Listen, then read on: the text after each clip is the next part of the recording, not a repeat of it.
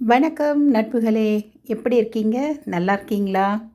நாம் இப்போ பந்தனகாளி இந்த கதையோட 2வது பகுதியை தான் பார்க்க போகிறோம். வாங்க வீடியோக்குள்ளே போகலாம். உங்கள் காதுகளுக்கு இனிமையான கதைகளை கொண்டு வரும் மகிழ் தமிழ் கதைகள். வாருங்கள் கதைப்போம். அத்தியாயம் 5. 1978 புதுடில்லி. திவான் சதுர்வேதியின் கார் சுவாமி சுக்ரானந்தாவின் ஆசிரமத்திற்குள் நுழைந்தது. முன் சீட்டிலிருந்து இறங்கிய கேதார்நாத் பின் கதவை திறக்க வாக்கிங் ஸ்டிக்கை அவனிடம் நீட்டியபடி மெதுவாக இறங்கினார் திவான். அவரை தொடர்ந்து மற்றொருவரும் இறங்கினார். ஆளை பார்த்தாலே அவர் கேரளாவைச் சேர்ந்தவர் என்று பட்டவர்த்தனமாக தெரிந்தது. வேட்டி, ஜிப்பா, கழுத்திலே தாமரை மணி மாலை அவைகளுடன் ருத்ராட்சம் பின்னி கிடக்க தலைமுடியை உச்சந்தலையில் கொண்டையாக முடிந்திருந்தார். நெற்றியில் பட்டையாக சந்தன கீற்று, கொஞ்சம் கருஞ்சாந்து. வாங்க பட்டாத்திரி, சதுர்வேதி மரியாதையாக அழைக்க திருமேனி பட்டாத்திரி என்கிற அந்த நம்பூதிரி திவானின் நடைக்கு ஈடு கொடுத்து மெதுவாக நடந்தார்.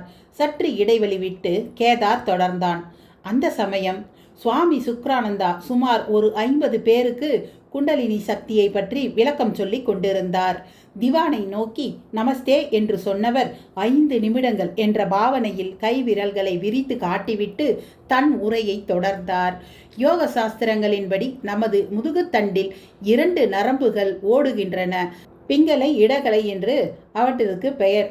இவற்றோடு சுழுமுனை என்கிற நாளம் முதுகுத்தண்டின் வழியாக செல்கிறது. இந்த சுழுமுனையின் கீழ் நுனியைத்தான் குண்டலினி கமலம் என்று யோகிகள் கூறுவர். முகோண வடிவில் இது இருக்கும். இங்கே நித்திரை செய்து கொண்டிருக்கும் குண்டலினி சக்தியை எழுப்பி மேலே படிப்படியாக அது எழும்புகிற போது நம்மை சுற்றியுள்ள மாயைகள் விலகும். இந்த சக்தி கபாலத்தை அடையும் போது உடல், மனம் ஆகிய பந்தங்களிலிருந்து நாம் முழுவதுமாக விடுபடுகிறோம். சுவாமி தன் சிஷ்யர்களுக்கு சொல்லிக் கொண்டிருக்க பட்டாத்திரியும் திவானும் அதை ஆர்வத்துடன் கேட்டுக்கொண்டிருந்தார்கள். சுவாமி சுக்ரானந்தாவுக்கு 50 வயசாவது இருக்கும்னு நினைச்சேன். பார்த்தா சின்ன பையனா இருக்காரே, பட்டாத்திரி வியந்தார். மூர்த்தி சிறுசு, கீர்த்தி பெருசு, திவான் அவரிடம் சொன்னார். இந்த சின்ன வயசுல யோகியா வாழறது பெரிய விஷயம்தான், பட்டாத்திரி சொல்ல திவான் புன்னகையுடன் அவரை பார்த்தார்.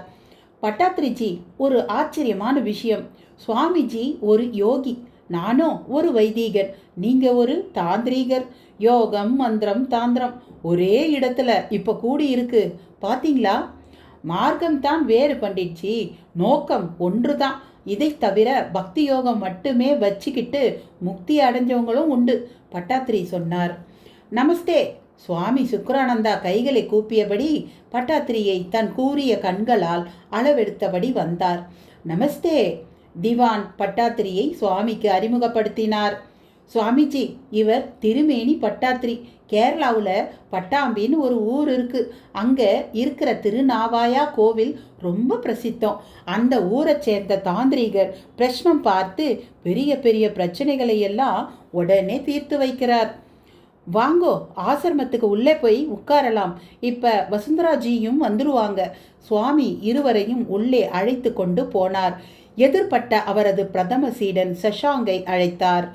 இப்ப வசுஜி வருவாங்க. நாங்க எல்லாரும் ஒரு முக்கியமான விஷயம் பேச போறோம். யாரையும் உள்ள விடாதே. வசுஜி வந்தவுடனே எனக்கு தகவல் சொல்லு. சஷாங் பணிவுடன் தலையசைத்தான். சுவாமி சுக்ரானந்தாவின் அறை இவர்கள் வருகைக்காக தயார் செய்யப்பட்டிருந்தது. வெள்ளை வெளேர் என்று மெத்தை அந்த அறையின் பெரும்பாலான இடத்தை ஆக்கிரமித்து கொண்டிருந்தது. பித்தளை தாம்பாளங்களில் நீர் நிரப்பப்பட்டு அதில் வாசனை பூக்கள் மிதந்து கொண்டிருந்தன. ஊதுபத்திகளும் தசாங்கமும் புகைந்தபடி அந்த அறைக்கு ஒரு ரம்யமான சூழ்நிலையை கொடுத்தன. ஓம் என்று மிதமான ஒலியில் ஓங்காரநாதம் கேட்டு கொண்டிருந்தது. ஆங்காங்கே சாய்ந்து கொள்வதற்கு வசதியாக திண்டுகள். பட்டாத்திரியும் திவானும் அமர்ந்து கொண்ட பின்னரே சுவாமியும் உட்கார்ந்தார். சீடன் ஒருவன் இஞ்சியும் எலுமிச்சையும் கலந்து தயாரிக்கப்பட்ட பானகத்தை 3 டம்ளர்களில் கொண்டு வந்தான். முதலில் பட்டாத்திரிக்கும் திவானுக்கும் தன் கையால் எடுத்து கொடுத்துவிட்டு சுவாமியின் முன்னால் ஒரு டம்ளரை வைத்துவிட்டு விலகினான். அதுவரை ஒலித்து கொண்டிருந்த ஓங்கார நாதமும் நின்று போக அறையில் நிசப்தம். சுக்ராஜி திவானை பார்த்தார். பட்டாத்திரிக்கு எல்லா விவரங்களையும் சொல்லிட்டீங்களா? முழுசா சொல்லல. வசுந்தராக்கு ஒரு சின்ன பிரச்சனைன்னு மட்டும் சொல்லியிருக்கேன். அதை சொல்லிடுறது நல்லது. திவான்ஜி, வசுஜி இப்போ வரப்போகிறதால பட்டாத்திரிஜிக்கு ஏதாவது சந்தேகங்கள் இருந்தால் நேரடியாக அவங்க கிட்டேயே கேட்டு தெரிஞ்சுக்கலாம். சுவாமி அபிப்பிராயப்பட்டார். முதல்ல சர்பத் சாப்பிடுங்க. திருமேனி சர்பத்தை குடிப்பதற்காக டம்ளரை கையில் எடுத்தவர் அதை அப்படியே கீழே வைத்து விட்டார். சுக்ராஜி வியப்புடன் அவரை பார்த்தார். ஏன் சர்பத்தை குடிக்காமல் வைத்து விட்டீர்கள்? திருமேனி மௌனம் சாதித்தார். பரவாயில்லை பட்டாத்ரிஜி, சாப்பிடுங்கோ. இயற்கை பானம்தான் இது, ஆசிரமத்திலேயே தயாரிச்சது. திவான் தன் பங்குக்கு சொன்னார். தப்பா நினைக்காதீங்கோ, சர்பத்தை கொண்டு வந்தவன் சுத்தம் இல்லை, அவன் உடம்புல தீட்டு. என்ன சொல்றீங்க? சுவாமி திகைத்தார். சர்பத்தை கொண்டு வந்தவனுக்கு சாவி தீட்டு வந்து 2 நாழிகை ஆகிறது. அவனுக்கு நெருங்கின சொந்தக்காரங்க யாரோ இறந்துட்டாங்க. பட்டாத்திரி சொன்ன அதே நொடியில் அரைக்கதவு திறந்து சர்பத் கொண்டு வந்த சீடன் தயக்கத்துடன் உள்ளே வந்தான். என்ன பிஸ்வாஸ்? தொந்தரவுக்கு மன்னிக்கணும் சுவாமிஜி, என் அம்மா தவறிட்டதா இப்போ தான் கல்கத்தாரில் இருந்து ஃபோன் வந்தது. எனக்கு உத்தரவு கொடுத்தா நான் போயிட்டு வரேன். என்ன பிஸ்வாஸ், இதுக்கு போய் என்கிட்ட உத்தரவு கேட்கணுமா? கிளம்பி போய் உன் கடமைகளை முடி. அப்படியே சஷாங்கிடம் சொல்லி கை செலவுக்கு பணம் வாங்கிட்டு போ. சுவாமி சொல்ல பிஸ்வாஸ் வெளியேறினான். அதற்குள் 2 வாய் பானகத்தை குடித்திருந்த திவான் தொடர்ந்து குடிக்க விரும்பாமல் அதை கீழே வைத்து விட்டார். ஆனால் சுவாமியோ தனக்கு அது ஒரு பொருட்டில்லை என்ற ரீதியில் சர்பத்தை குடிக்க ஆரம்பித்தார். அதை காலி செய்துவிட்டுத்தான் டம்ளரை கீழே வைத்தார். தன் வாயை துடைத்து கொண்டவர் பட்டாத்திரியை உற்று பார்த்தார். இது எப்படி சாத்தியம் பட்டாத்திரிஜி? உங்க சக்தி எனக்கு ஆச்சரியத்தை கொடுக்குது. சக்தி ஒண்ணுதான் சுவாமி. உங்க யோகம் உடம்போட உள்ள இருக்கிற சக்தியை மட்டும் பார்க்குது. பண்டிட்ஜியோட மந்திரம் தெய்வங்களை திருப்திப்படுத்த பார்க்குது. என்னோட தந்திர சக்தி மனுஷனோட தேகம் உள்ள வெளியே சுத்துற அவனோட 6 சக்கரங்கள் எல்லாத்தையும் பார்க்குது. ஆங்கிலத்தில் வைப்ரேஷன்னு சொல்லுவாங்க, அதாவது துடிப்பு. அந்த சீடன் எனக்கு சர்பத் கொடுத்த போது அவன் விரல்கள் என் விரல்களோட உரசியது. அப்போ ஏற்பட்ட அவன் சக்கர ஓட்டங்களில் ஏற்பட்ட மாற்றத்தை வச்சு சொன்னேன், அவ்வளவுதான். அலட்சியமாக சிரித்தார் பட்டாத்திரி. சக்தி எப்படி ஒன்றாக முடியும்? நான் ஆன்ம சக்தியை மட்டுமே நம்புறவன். நீங்களோ பரிவார தேவதைகளை அடக்கி அதை வச்சு காரியம் செய்கிறீங்க. இந்த பண்டிட்ஜியோ தேவதைகளை யாகம் செஞ்சு திருப்திப்படுத்தி பலன்களை கேட்டு வாங்குறவர். தனக்கு அவர் சொன்னதில் உடன்பாடு இல்லை என்பது போல சொன்னார் சுவாமி. சுவாமி, மழை தண்ணி ஒன்று தான். மனித உடம்புல தண்ணி ரத்தமாகவும், எலுமிச்சம்பழத்தில் புளிப்பு நீராகவும், திராட்சையில் இனிப்பு நீராகவும் அதே தண்ணி தான் இருக்குது. திராட்சை நீருக்கும் எலுமிச்சை நீருக்கும் சுவையில் தான் வேறுபாடு. ஆனால் விஷயம் தண்ணியில் தான் இருக்குது. திவான் பட்டாத்திரியை குழப்பத்தோடு பார்த்தார். இருந்தாலும் கல்கத்தாவில் இருந்து போனால் அந்த சீடனோட அம்மா. அவனுக்கு தகவல் வர்றதுக்கு முன்னாடி உமக்கு வைப்ரேஷன் மூலமாக விஷயம் தெரிஞ்சு போச்சு. எப்படி? பண்டிட்ஜி, நான் வச்சிருக்கிற தகடுகள் தூர்தர்ஷன் ஆல் இண்டியா ரேடியோ விட வேகமாக செயல்பட்டு எனக்கு செய்திகளை தெரிவிச்சிடும். தான் அணிந்திருந்த ஜிப்பாவை விலக்கி கழுத்தில் அணிந்திருந்த தாமரை மணி மாலையை உயர்த்தி காட்டினார். அந்த மாலையில் சந்தனம் குங்குமம் பூசிய அந்த செப்பு தகடு தொங்கிக் கொண்டிருந்தது. சுவாமி விடவில்லை. பட்டாத்திரிஜி, மந்திரம் தாந்திரிகம் யோகம் எதற்கு சக்தி அதிகம்? திருமேனி அந்த கேள்வியை எதிர்பார்த்தவர் போல சற்றும் யோசிக்காமல் பதில் சொன்னார். இப்போ உங்க சீடன் கொண்டு வந்து வைத்த சர்பத்தை எடுத்துக்கொள்வோம் சுவாமிஜி. தாந்திரீகம் உச்சாடனம் மூலம் இந்த பானத்தில் கலந்திருக்கிற பொருட்கள், அது கிடைத்த இடம், அதை கொண்டு வந்தவரோட என்ன ஓட்டங்கள், அவரோட நோக்கம், அந்த சர்பத் நம்ம உடம்புக்கு நன்மையை செய்யுமா தீமையை செய்யுமா அப்படின்னு அக்கு வேற ஆணி வேற ஆராய்ஞ்சி பல தகவல்களை கூறி நமக்கு ஒரு உத்தரவை போடும். இது தாந்திரிக சக்தி. நாம் அந்த உத்தரவை பின்பற்றினாலே போதும், நன்மை ஏற்படும். பண்டிட்ஜியை பாருங்க, சீடன் கொண்டு வந்து கொடுத்த சர்பத்தை 2 வாய் அருந்தி விட்டார். தீட்டு கலந்திருக்கு. வேண்டான்னு நான் சொல்லியும் கேட்காம 1 வாய் அருந்தி விட்டார். அந்த சீடன் தன் வாயால் தன் அம்மாவோட மரண சமாச்சாரத்தை சொன்ன உடனே சர்பத்தை அருந்தாம வச்சிட்டார். இருந்தாலும் 2 வாய் குடிச்சதால அவருடைய வேள்விக்கு பங்கம் வரலாம், இல்லை பலன் கிடைக்காம போகலாம். திரும்பி பரிகாரம் பண்ணி புதுசா யாகம் பண்ணணும். இதனால அவருடைய மந்திரங்களுக்கு பலன் கிடைக்க தாமதம் ஏற்படலாம்.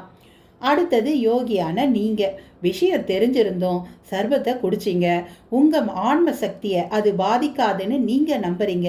இதுல இருந்து நாம தெரிஞ்சுக்கலாமே, தாந்திரிக சக்தி வருமுன் காக்கும், மாந்திரிக யாகங்கள் வந்த பின் காக்கும், யோக சக்தி வருவதை அப்படியே ஏற்றுக்கொள்கிற பக்குவத்தை கொடுக்கும். விஷயம் அவ்வளவுதான். சுவாமி வியப்புடன் பட்டாத்திரி சொல்வதை கேட்டுக்கொண்டிருந்தார். திவான்ஜி கூட ஆடி போய்விட்டார். பட்டாத்திரிஜி, மந்திரங்கள் தெய்வங்களுக்கு மட்டுமே கட்டுப்படும், நல்ல விஷயங்களுக்கு மட்டுமே ஹோமம் பண்றோம். ஆனா உங்க தாந்திரிக தேவதைகள் பெரும்பாலும் கெடுதலை தானே உண்டு பண்ணுது. தவறு திவான். ஏவல் வில்லி சூனியெல்லாம் பெரும்பாலும் மனுஷங்க தான் செய்கிறாங்க. இந்த தேவதைகள் கூட அவங்கள எச்சரிக்கத்தான் செய்யறது. ஜாக்கிரதை, ஏவல் விடுபடும் போது அது உன்னை பாதிக்கும். நாம தான் அதை கேட்கறது இல்லை. திவான் யோசித்தார். பட்டாத்திரிஜி, சுவாமி கேட்ட அதே கேள்வியை நான் வேறு மாதிரி கேட்கிறேன். என்னுடைய யாகங்கள், சுவாமியோட யோக பலம், உங்களுடைய தாந்திரிகம், எது சிறந்த வழி? பண்டிட்ஜி, நீங்க அரசியல்வாதி கூட, அதனால உங்க வழியில என்னால பதில் சொல்ல முடியும். தேர்தல்னு ஒரு 5 வருஷத்துக்கு ஒரு தடவை நடக்கிறது இல்லையா? ஆமா. நாடு முழுக்க கோடிக்கணக்கான வாக்காளர்கள் இருக்காங்க. ஒருத்தரையா சந்திச்சு யாரும் ஓட்டு கேட்கறது இல்ல. தேர்தல் அறிக்கைன்னு ஒன்று ஏற்படுத்தி அதில் நான் அதை செய்வேன் இதை செய்வேன்னு கவர்ச்சியான வாக்குகளை சொல்லி மக்களை கட்டுப்படுத்தி ஓட்டு போட வைக்கிறீங்க. அதுபோலத்தான் தாந்திரீகர்களான நாங்கள் கோடிக்கணக்கான பூத பிரேத பிசாச உடாகினி சாகினி பூத்தனை கோரா வேதாள ராட்சச எச்ச தேவாசுர கிரகங்கள் எல்லாவற்றையும் அவற்றுக்கு பிடித்தமான உச்சாடனங்களை சொல்லி கட்டுப்படுத்தி எங்க வசப்படுத்துகிறோம். உங்கள் தேர்தலை அறிக்கை மாதிரி நாங்கள் தகடுகளை பயன்படுத்தி இதுகளை நாங்கள் சொல்கிறபடி செய்ய வைக்கிறோம். பண்டிட்ஜி, நீங்கள் செய்கிற ஹோமங்களோ யாகங்களோ குறிப்பிட்ட தெய்வங்களை நோக்கி செய்வது. அவிர்வாகம் கொடுக்கணும். ஒரு பிரதமரை தேர்ந்தெடுக்க மெஜாரிட்டி எம்பிக்கள் ஆதரவு வேணும். அந்த குறிப்பிட்ட எம்பிக்கள் கிட்ட பிரதமர் தேர்தலில் போட்டியிடுறவர் ஆதரவு திரட்டினா போதும். எம்பிக்களுக்குன்னு சில பவர் இருக்கிற மாதிரி நீங்க உபாசனை செய்யும் தெய்வங்களுக்கும் சக்தி உண்டு. அந்த தெய்வங்களோட ஆதரவு இருந்துட்டா போதும். அப்புறம் நீங்க ராஜா தான். சுவாமி சுக்ராஜியோ ஒரு யோகி. அவர் எதற்காகவும் யாரையும் எதுவும் கேட்க வேண்டியதில்லை. மௌனமா இருந்து தன் ஆன்ம சக்தியை பெருக்கி கொள்றாரு. கிட்டத்தட்ட நம்ம ஜனாதிபதி தேர்தலில் மாதிரின்னு வச்சுக்கோங்களேன். ஜனாதிபதி தேர்தலில் நிற்கிறவர் யாரிடமும் ஓட்டு கேட்கலனாலும் பரவாயில்ல, அவரை ஜெயிக்க வைக்க வேண்டியது ஆளுங்கட்சியோட கடமை. அந்த மாதிரி யோகி எதையும் செய்ய வேண்டியதில்லை. அவரோட ஆன்ம பலமே அவரை ஜெயிக்க வச்சிடும். மொத்தத்தில் தாந்திரீகம், மந்திரஹோமம், யோகம் 3மே வேணும். எப்படி ஜனநாயகத்தில் பாராளுமன்ற தேர்தல், பிரதமர் தேர்தல், ஜனாதிபதி தேர்தல் எல்லாமே ஒரு அங்கமோ, அப்படித்தான் தேர்தல் முறை வேறுபடுற மாதிரி நம்ம வழிகளும் வேறுபடுறது. அவ்வளவுதான். தாந்திரிகம் சொன்னதை செய்யும், செய்வதை சொல்லும். யாகங்கள் நாம செய்யணும், பலன் கிடைப்பது அவரவர் திறமையை பொறுத்தது. யோகம், நான் எதுவும் கேட்கல, நீ எனக்கு எதுவும் தர வேண்டாம், எனக்கு ஆன்ம பலம் போதும். இதுதான் 3 சக்திக்கும் உள்ள வெவ்வேறு வழிகள். பட்டாத்திரியின் விளக்கம் திவானை மெய் மறக்க செய்து விட்டது. தன்னையும் அறியாமல் கைத்தட்ட ஆரம்பித்தார். உங்க அணுகுமுறை வித்தியாசமா இருக்குது சுவாமி. பட்டாத்திரி சிரித்து கொண்டே, இதை தெரிஞ்சுக்கவா என்னை கேரளாவிலிருந்து வரவழைச்சிங்க? இன்னும் தான் அழைக்கப்பட்டிருப்பது ஏன் என்பதை அவர்கள் சொல்லவில்லை என்று சொல்லாமல் சொன்னார் அவர். சுவாமி தன் திண்டை பட்டாத்திரி பக்கமாக நகர்த்தி அதன் மீது சாய்ந்து கொண்டார். ஒரு முக்கியமான விஷயத்துக்காகத்தான் உங்களை டெல்லியிலேருந்து வரவழைச்சோம். மகாராணி வசுந்தராவுக்கு இப்போ நேரம் சரியில்லை. அவங்கள சில சக்திகள் பயமுறுத்துறை வரதா அவங்க நினைக்கிறாங்க. நாங்களும் அதை தான் நினைக்கிறோம். அது எந்த சக்தி, எதனால் வசுஜியை பயமுறுத்துது, இதை கண்டுபிடிக்க உங்களால் தான் முடியும்னு திவான்ஜி சொன்னார். சுவாமி தன் தாடியை வருடியபடி பேசினார். பட்டாத்திரிஜி அவர் மேலே பேசட்டும் என்று ஒன்றும் சொல்லாமல் தன் விரலில் அணிந்திருந்த மோதிரத்தை மற்றொரு கையால் திருகி கொண்டிருந்தார். ஒரு மர்ம பெண்மணி, நடுத்தர வயது, அடிக்கடி மகாராணி முன்னாடி வராளாம். உன்னை கொண்டுடுவேன் அப்படின்னு பயமுறுத்துறாளாம். திவான் தொடர்ந்து சொல்ல ஆரம்பித்தார். நாங்க கூட முதல்ல இதை நம்பல. ஆனா மகாராணியோட மோதி மகாலை சுத்தி ஒரு ஒளிவட்டம் பார்த்தோம். ஒன்றும் புரியல. மகாராணியோட மகாலை சுத்தி பிரைவேட் டிடெக்டிவ்ஸ் வச்சு கொஞ்சம் பேரை நிறுத்தி வச்சோம். ஆனா நேத்து ராத்திரி கூட அந்த பொம்பளை மகாராணியோட முன்னாடி காட்சி தந்திருக்கா. ஆனா ஒரு காக்காக்கு கூட வரலன்னு டிடெக்டிவ்ஸ் அடிச்சு சொல்றாங்க. இது புரியாத புதிரா இருக்கு. பட்டாத்திரி யோசித்தார். பொதுவா இச்சினி சக்தி மூலம்தான் இந்த மாதிரி பயமுறுத்த முடியும். இந்த மாதிரி உருவங்கள் யார் மேல ஏவல் செய்யப்பட்டு இருக்கோ அவங்க கண்ணுக்கு மட்டும்தான் தெரியும், மற்றவங்க கண்ணுக்கு தெரியாது. இம்மாதிரி இச்சினிகளை வசப்படுத்த சக்தி வாய்ந்த எந்திரங்கள் வேணும். சாதாரண மனுஷங்களால இதை செய்யவே முடியாது. தடார் என்று அறை கதவு திறந்தது. சஷாங் உள்ளே நுழைய அவர்கள் பேச்சு தடைப்பட்டது. சுவாமி, மகாராணி வசுஜி வந்துட்டாங்க. சுவாமியும் திவானும் அவசரமாக எழுந்து வாசல் பக்கமாக நகர திருமேனி பட்டாத்திரி எழுந்து நின்று மகாராணியை வரவேற்க தயாரானார். சில நிமிடங்களுக்கு பிறகு அறை கதவு திறக்க மகாராணி வசுந்தரா சுவாமியும் திவானும் பின்தொடர உள்ளே வந்தாள். நமஸ்தே மகாராணிஜி. பட்டாத்திரி தன் இரு கைகளை குவித்தார். மெல்லிய புன்னகை இழையோட அவருடைய நமஸ்தேயை அங்கீகரித்த வசுந்தரா மெத்தையில் நாசுக்காக அமர்ந்து கொண்டாள். மற்றவர்கள் அவளுக்கு எதிராக உட்கார்ந்து கொண்டனர். சஷாங் பணிவுடன் ஒரு வெள்ளி டம்ளரில் அவள் முன் சர்பத்தை கொண்டு வந்து வைத்தான். வசு, இவர் பெயர் திருமேனி பட்டாத்திரி. கேரளாவில் பெரிய தாந்திரீகர். உன்னோட பிரச்சனைய இவர்கிட்ட சொன்னோம். உன்னை பார்க்கணும்னு சொன்னார். வசுந்தரா பட்டாத்திரியை கூர்ந்து கவனித்தாள். இதெல்லாம் எனக்கு ஒரு பெரிய விஷயமே இல்லை என்கிற பாவனையில் அவளை பார்த்தார் பட்டாத்திரி. மகாராணிஜி, நடந்ததை திவான்ஜியும் சுவாமிஜியும் சொன்னாங்க. உங்களை பயமுறுத்துற அந்த பொம்பளைய நேத்து பார்த்தீங்களா? கனவு என்கிற வார்த்தையை அவர் உபயோகிக்காதது அவளுக்கு இதமளித்தது. ஆமாம் பட்ஜி, நேத்து ராத்திரி கூட என்ன அவ தூங்கவே விடலை. அவ எப்படி இருந்தா? அவளுக்கு குறைஞ்சது ஒரு 50 வயசு இருக்கும். நல்ல சிவப்பு நிறம், நெத்தியில பெரிய குங்கும பொட்டு, கருப்பு புடவை, கையில எதையோ வச்சுட்டு இருந்தா. என்னன்னு சொல்ல தெரியல. டார்ச் லைட் மாதிரி அதோட பிரகாசம் அவ முகத்துல அடிச்சது. என் முகத்துக்கு நேரா அதை நீட்டி உன்னையும் உன் குடும்பத்தையும் அழிச்சிடுவேன் அப்படின்னு சொல்லி சிரிச்சா. திடீர்னு ஏன் முன்னாடி வருவா, திடீர்னு காணாம போயிடுவா. எவ்வளவு நாளா இந்த மாதிரி அந்த பொம்பளை பயமுறுத்தி வர்றா வசுந்தராஜி? வசுந்தரா யோசித்தாள். சரியா சொல்றதா இருந்தா பிப்ரவரி மாதம் எங்க கட்சியோட கமிட்டி மீட்டிங் பெங்களூர்ல நடந்தது. அதுக்கு போயிட்டு வந்த அன்னைக்கு ராத்திரி தான் அவ என் கண்ணுல முதலா பட்டா. முதல்ல ஃப்ளைட்ல வந்த ஆயாசத்துல உடம்பு வீக்கா போய் ஏதோ கெட்ட கனவுன்னு நானும் நினைச்சேன். ஆனா அவ தொடர்ந்து வர்றதை பார்த்த உடனேயே புரிஞ்சுட்டேன், யாரோ என் ரூமுக்கு வர்றான்னு. எப்படி? அந்த பொம்பளை வரும்போது ஃபேன் ஓடாது, நைட் லேம்ப் எரியாது, கிசு கிசுத்த குரலில் தாவ பேசுவா. காலடி ஓசை கூட தெளிவா கேட்கும். பட்டாத்திரி வசுந்தராவின் முகத்தையே யோசனையுடன் பார்த்தார். அந்த பெண்மணியோட முகம் உங்களுக்கு பழக்கமான முகமா?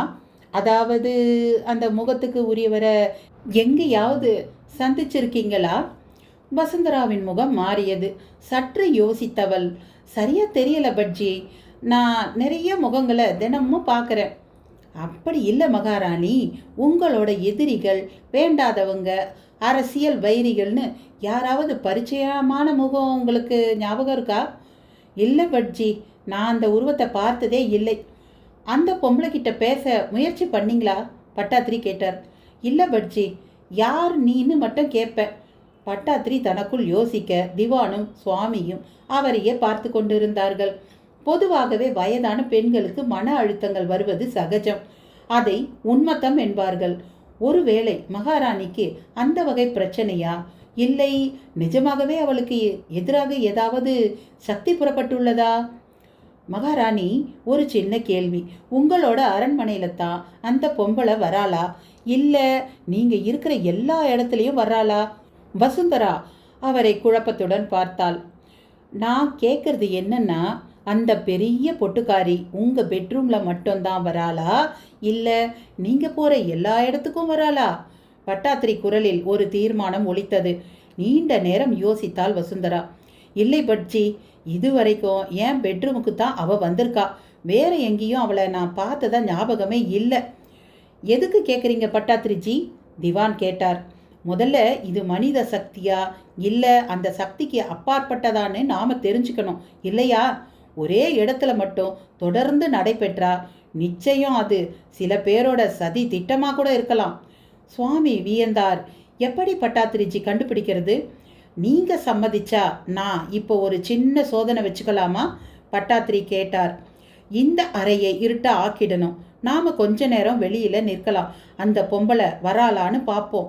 சுவாமி உடனேயே எழுந்து நின்றார். நல்ல யோசனை என்றபடி சஷாங்கை தேடி சென்றார். வசுந்தரா இதை எதிர்பார்க்கவில்லை. இப்போது வேண்டாமே பட்ஜி. நாங்க இருக்கோம் வசு, எந்த கவலையும் படாதே. திவான் எழுந்து நின்றவர் பட்டாத்திரியுடன் நடந்தார். இப்போ அந்த பொம்பளை மகாராணி கண்களுக்கு தெரிஞ்சா விஷயத்த நாம உடனடியாக கவனிக்கணும்னு அர்த்தம். அப்படி அவ தென்படலைனா அப்ப இது யாரோட சதியோ அப்படின்னு தான் அர்த்தம். அரண்மனையில யாரோ மகாராணிக்கு எதிராக விளையாடுறாங்க அப்படின்னும் புரிஞ்சுக்கணும். பட்டாத்திரி வெளியே சுவாமியிடமும் திவானிடமும் சொல்லி கொண்டிருந்தார். வசுந்தரா மூச்சு விடாமல் உட்கார்ந்திருந்தாள். அறை முழுவதும் இருள் பரவியது. ஜன்னல்கள் அடைக்கப்பட்டன. எரிந்து கொண்டிருக்கின்ற 0 வாட்ஸ் பல்பு கூட அணிந்து போய்விட்டது. தான் விடும் மூச்சு காற்றுத்தான் வசுந்தராவுக்கு கேட்டது. அறை முழுவதும் நிசப்தம். வெளியே இருந்து ஒரு குரல் மட்டும் கேட்டது. மகாராணிஜி, ஏதாவது முகம் தென்படுகிறதா? இல்லை. வசுந்தராவின் குரலில் நிம்மதி ஒலித்தது. சில நிமிடங்கள் சென்றன. இப்போது திடீரென்று கேட்டது அந்த கிசுகிசுத்த குரல். ஏய் வசு, ஏய் வசு, இங்கே பாரு, உன்னை கொன்னுடுவேன். முகம் வியர்க்க ஆரம்பித்த. கை கால்கள் துணி துணியாய் போக வசுந்தரா சுற்றுமுற்றும் பார்த்தாள். ஏய் வசு, இங்கே பாரு, நான் தான் உன்னை கொன்னுடுவேன். தற்செயலாக வசுவின் பார்வை தன் முன்னே வைக்கப்பட்டிருந்த சர்பத்தின் மீது பதிந்தது. டம்ளரில் இருந்த சர்பத் யாரோ கலக்குவது போல தானாகவே சுழன்று கொண்டிருந்தது. அதில் பிரகாசத்துடன் மிதந்தபடி அந்த பெண்ணின் முகம். பெரிய குங்கும பொட்டு துலங்க அவள் இவளை பார்த்து கோரமாக இழித்து கொண்டிருந்தாள். வீல் என்று வசுந்தராவின் அலறல் கேட்டதும் அறையில் வெளிச்சம் பாய்ந்தது. 3 பேரும் ஓடி வந்து அவளை சூழ்ந்து கொண்டனர். வசுந்தரா கலவரத்துடன் சர்பத் டம்ளரை அவர்களுக்கு சுட்டி காட்டினாள். இது உள்ள இருந்து தான் அவ முகம் தெரிஞ்சது. சுவாமியும் திவானும் கவலையுடன் பட்டாத்திரியை பார்க்க அவர் குழப்பத்துடன் தான் வசுந்தரா அருகே கழற்றி வைத்திருந்த அந்த சக்தி வாய்ந்த தகடுடன் கூடிய தாமரைமணி மாலையை பார்த்தார். இது இருந்துமா அந்த சக்தியால மகாராணியை நெருங்க முடிந்தது? அப்படியென்றால் பட்டாத்திரிக்கு ஒன்றும் பிடிபடவில்லை. அத்தியாயம் 6. 1948 காஷ்மீர். ஸ்ரத்தா ஒரு கையால் அக்கா முக்தாவை தாங்கி பிடித்து கொண்டும் மற்றொரு கையால் தன்னுடைய துணி மூட்டையை சுமந்து கொண்டும் நடந்து கொண்டிருந்தாள். கடும் குளிர் காற்று வீசிக்கொண்டிருந்தது. முக்தாவின் கணவன் பொப்ளு சற்று முன்னால் நடந்து கொண்டிருந்தான். அவ்வப்போது திரும்பி இவர்கள் பக்கமாக பார்வையை படர விட்டான். மனைவி முக்தாவின் மீது உள்ள அக்கறையால் அவன் அவ்வாறு பார்க்கவில்லை என்று ஸ்ரத்தாவுக்கு நன்றாக தெரியும். மனைவியின் தங்கை பாதி பெண்டாட்டி என்கிற ஆசை உந்தி தள்ள அவன் தன் மேனியை திருட்டுத்தனமான பார்வையால் மேய்கிறான் என்பதையே யூகித்திருந்தாள்.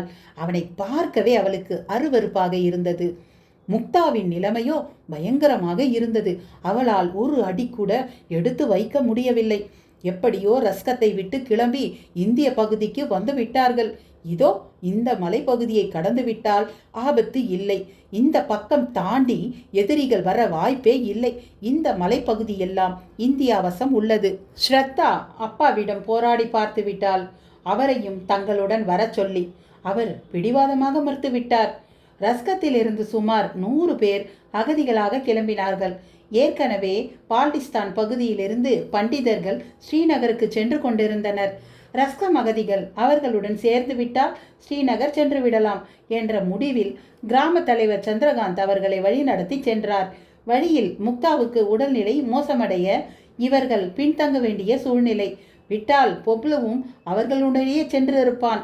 ஸ்ரத்தா தான் அவனை உருட்டி மிரட்டி தங்களுடன் இருக்க வைத்திருந்தாள். முக்தாவை ஏதாவது அகதிகள் முகாமில் விட்டுவிட்டு குழந்தை பிறந்தவுடன் அவளை வாரணாசிக்கு அழைத்து செல்ல வேண்டியதுதான். முக்தா திடீரென்று கால்கள் மடிய தடால் என்று கீழே விழுந்தாள். என்ன ஏது என்று கவனிப்பதற்குள் அவள் சல்வாரில் திட்டு திட்டாக ரத்தம். அவள் பனிக்குடம் உடைந்து விட்டதை உணர்ந்தாள் ஸ்ரத்தா. குழந்தை வெளிவர ஆரம்பித்து விட்டது. குஜேஸ்வரிக்கு வேண்டிக் கொள்வதை விட அவளால் வேறு ஒன்றும் அப்போதைக்கு செய்யவே முடியவில்லை. என்ன செய்வதென்றும் தோன்றவில்லை. பொப்புளுவை உதவிக்கு வரும்படி அழைத்தாள். அவன் முகத்தில் அருவருப்புடன் அங்கேயே நின்று விட்டான். கடவுளே, என்ன கேவலமான பிறவி இவன்! முக்தா, முக்தா! கண்கள் சொருக உணர்வை இழந்து கொண்டிருக்கும் அக்காவை உலுக்கினாள். நல்லா மூச்சை இழுத்து விடு, முக்கிக் கொண்டே இரு, குழந்தை வெளியில் வந்துவிடும், பயப்படாதே. தனக்கு விஷயம் தெரியும் என்கிற பாவனையில் பேசி முக்தாவுக்கு தைரியம் கொடுக்க முயன்றாள். ஏராளமான ரத்தம் வெளியேற என்ன செய்வது என்று தெரியாமல் திகைத்த ஸ்ரத்தா மூட்டையில் இருந்து ஒரு துப்பட்டாவை எடுத்து இரத்தப்போக்கை துடைக்க அந்த வெள்ளை துப்பட்டா சிவப்பாக மாறியது. அடுத்த நிமிடம் ஆ என்ற பெரிய அலறல் முக்தாவிடமிருந்து எழுந்தது. அவள் உடல் பெரிதாக குலுங்கி அடங்கியது. பிறகு அவளிடம் எந்த அசைவும் இல்லை. அவள் வயிற்றில் இருந்த அந்த குழந்தையும் பிண்டமாக பூமியில் வந்து விழுந்தது.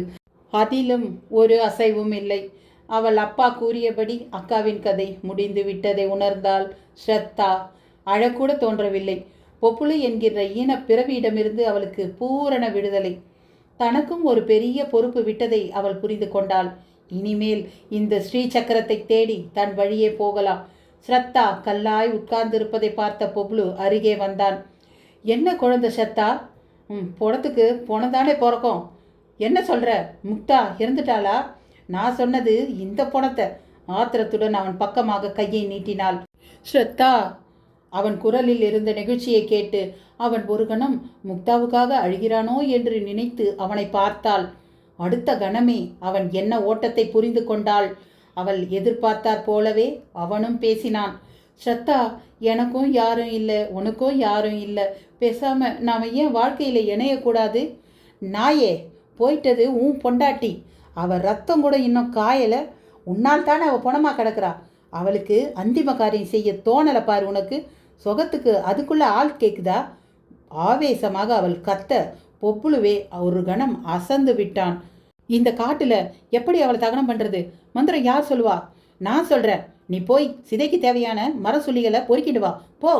அவன் சேகரித்து வந்த மரக்கிளைகளையும் சுள்ளிகளையும் வைத்து முக்தாவின் உடலையும் இறந்த குழந்தையின் உடலையும் மூடினாள்.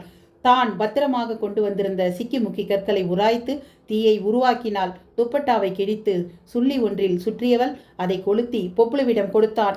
முதல் தடவையா உன்னால உன் பொண்டாட்டிக்கு பிரயோஜனம். கொல்லி வை. பொப்புளு கொல்லி வைக்க ஸ்ரத்தா தனக்கு தெரிந்த மந்திரங்களை கூற ஆரம்பித்தாள். சற்று தள்ளி ஓடிக்கொண்டிருந்த ஒரு ஓடை. ஸ்ரத்தா அதில் சென்று தலை முழுகியவள் ஈர உடையுடன் மாற்று துணி எடுப்பதற்காக தன் மூட்டையை எடுக்க குனிந்தாள்.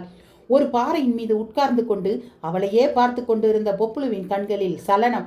ஈர உடையில் மேனியின் கவர்ச்சிகள் வெளிப்பட நின்றிருந்த ஸ்ரத்தாவை பார்த்ததும் அவனுள் ஒரு சபலம். யாரும் இல்லாத வனாந்திரம் என்கிற துணிச்சல் வேறு அவன் கிளர்ச்சியை தூண்டிவிட, மனைவி என்கிற பெயரில் இருந்த தடையும் இப்போது விலகிவிட அவளை நோக்கி ஓசைப்படாமல் நடந்தான்.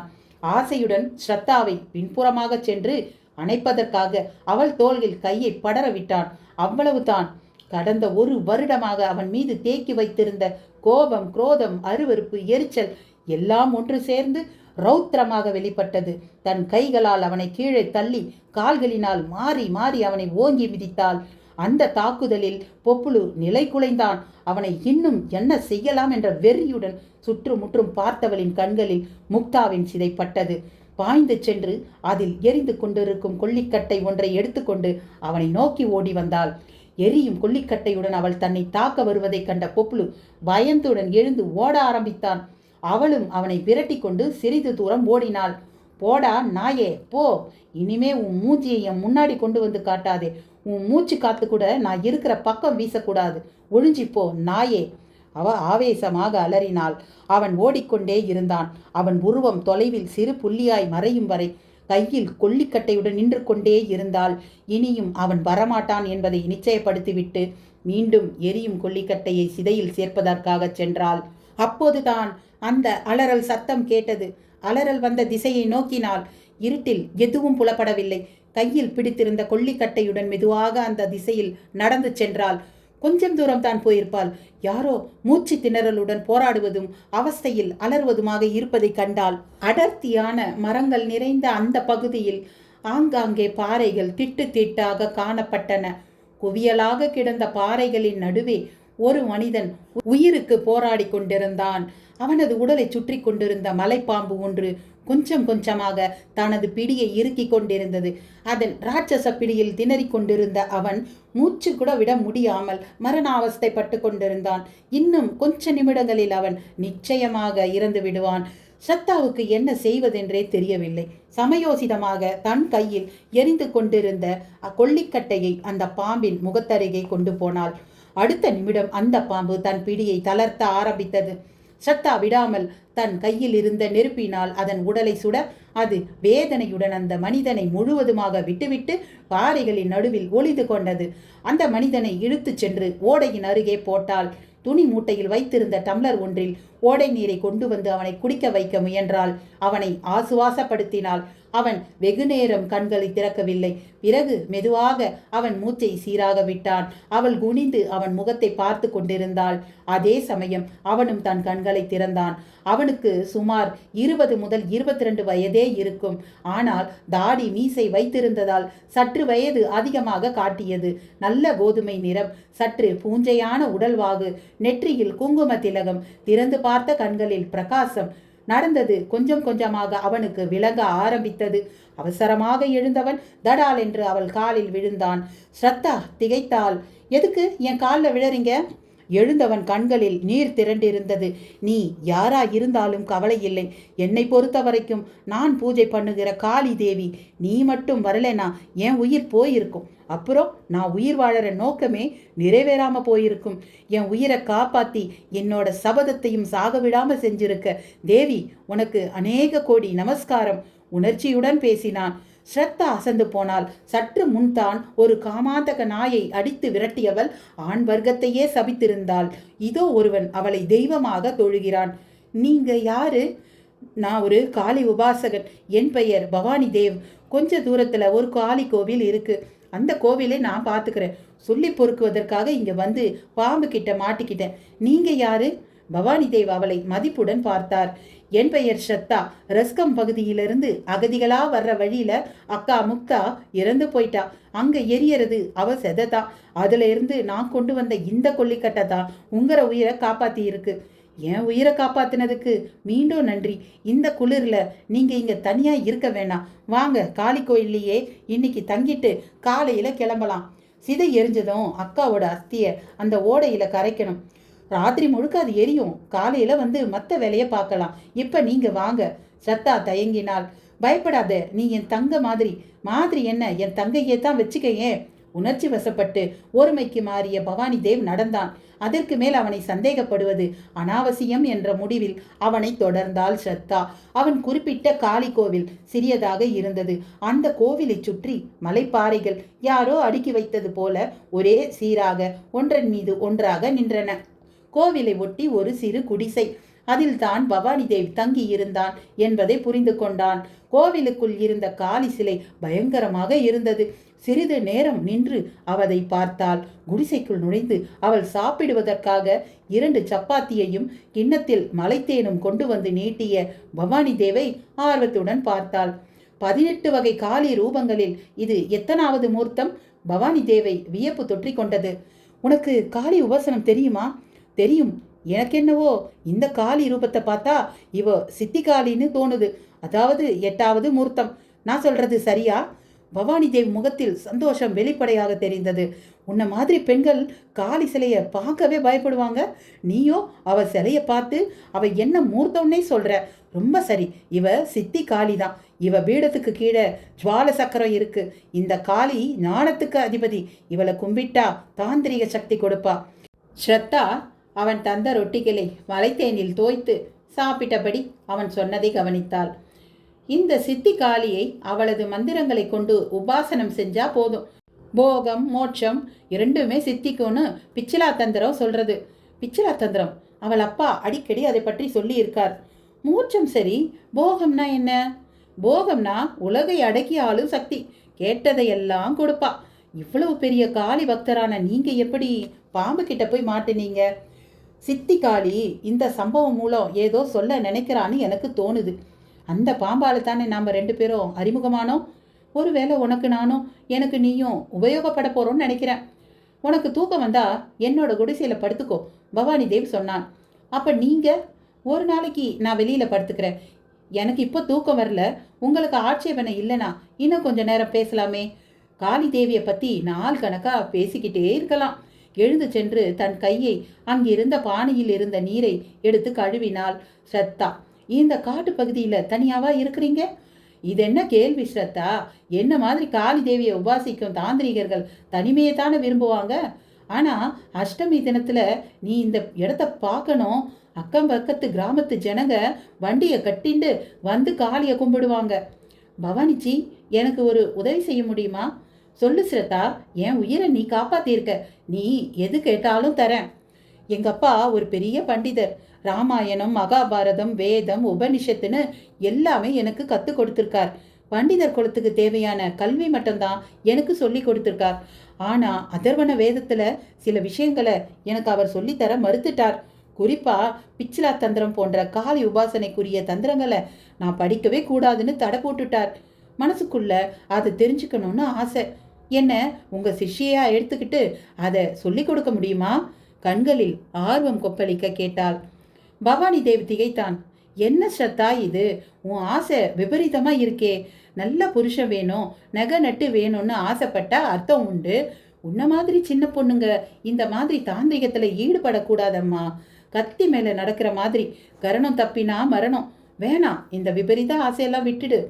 எச்சரிக்கை செய்வதாக நினைத்து கொண்டு ஸ்ரத்தாவின் ஆர்வத்தை இன்னும் அதிகப்படுத்தி விட்டு கொண்டிருந்தான் பவானி தேவ். நீங்க தானே சொன்னீங்க நான் உங்க தங்கன்னு. என்ன மன்னிச்சிடுங்க. என் விருப்பத்தை நீங்க நிறைவேற்றி தான் ஆகணும். நான் ஒரு உயர்ந்த குறிக்கோளோட தான் வீட்டை விட்டு கிளம்பினேன். என் குறிக்கோள் நிறைவேற வரைக்கும் எனக்குன்னு வாழ்க்கையே கிடையாது. பவானி தேவ் தயங்கினான். உன் குறிக்கோள் எதுவாக இருந்தாலும் அது நிறைவேற உதவி செய்யறேன். ஆனா அதுக்காக சிஷ்ய, குரு இந்த மாதிரி பெரிய வார்த்தைகள் எல்லாம் உபயோகிக்காத. பவானிஜி, என் குறிக்கோளை பத்தி கேட்டா நீங்க ஆச்சரியப்படுவீங்க. என்ன அது?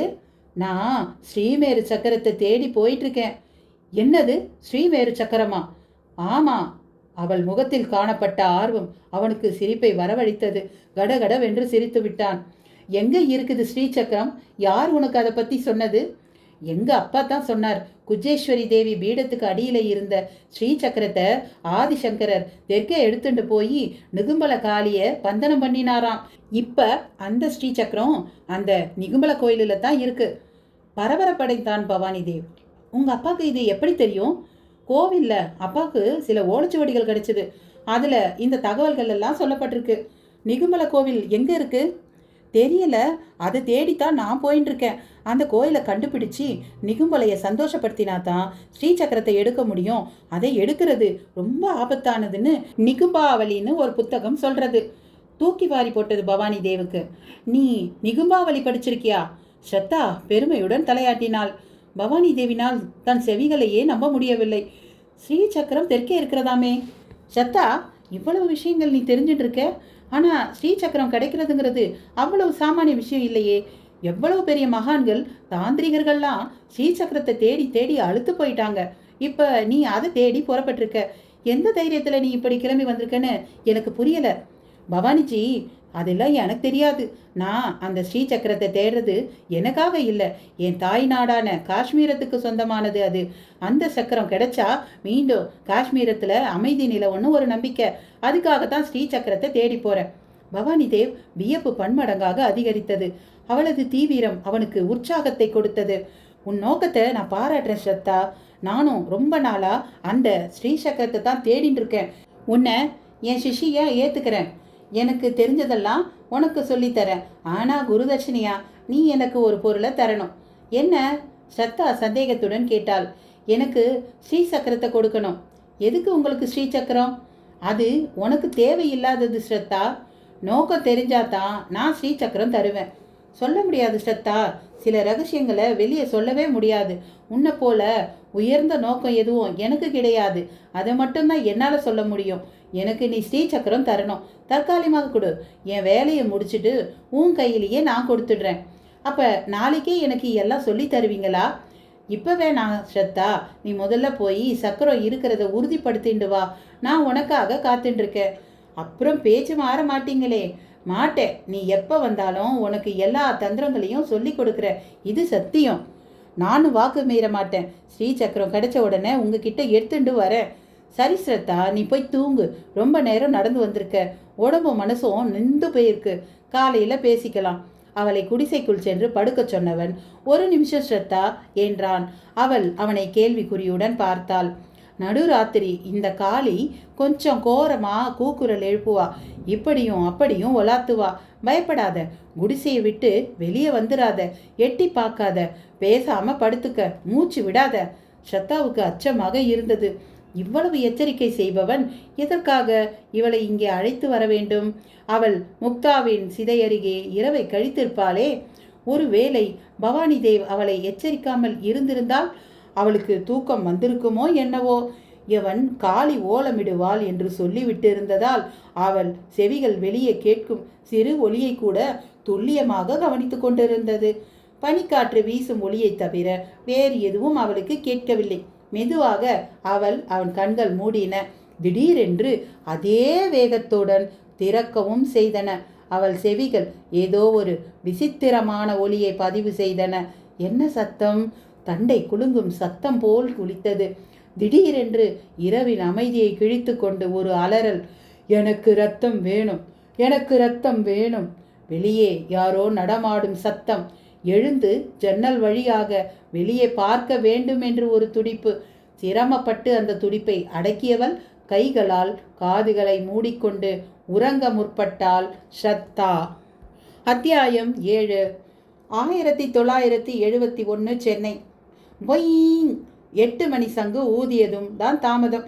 மளமளவென்று சென்னையின் தெரு விளக்குகள் அணைக்கப்பட்டன. கடைகள், வீடுகள், கோவில்கள் என்று பாக்கி இல்லாமல் எல்லாம் இருளில் மூழ்கின. இந்தியாவின் வடகிழக்கில் முக்தி வாகினிக்கு ஆதரவாக இந்திய படைகள் பாகிஸ்தான் படைகளோடு மோதிக்கொண்டிருந்தன. இதன் எதிரொலியாக சென்னை மாநகரம் பிளாக் அவுட்டை அரங்கேற்றி கொண்டிருந்தது. ஓட்டமும் நடையுமாக திருவல்லிக்கேணி தெற்கு மாட வீதியில் இருந்த அந்த பெண்கள் ஹாஸ்டலை நோக்கி நடந்தாள் ஜெயந்தி. அவளுக்காகவே காத்திருந்தது போல் சமையல்கார மாமி அவசரமாக மெயின் கேட்டை திறந்து அவளை உள்ளே அனுமதித்தாள். ஏமா ஜெயந்தி, இந்த மாதிரி நேரத்தில் கூடவா லேட்டா வரணும்? எரிச்சலை கொட்டிய மாமிக்கு சமாதானம் சொன்னாள் அவள். இல்லை மாமி, டியூஷன் சென்டரில் லேட் ஆயிடுத்து. எல்லாம் இந்த சக்தியனால் வந்த வேண.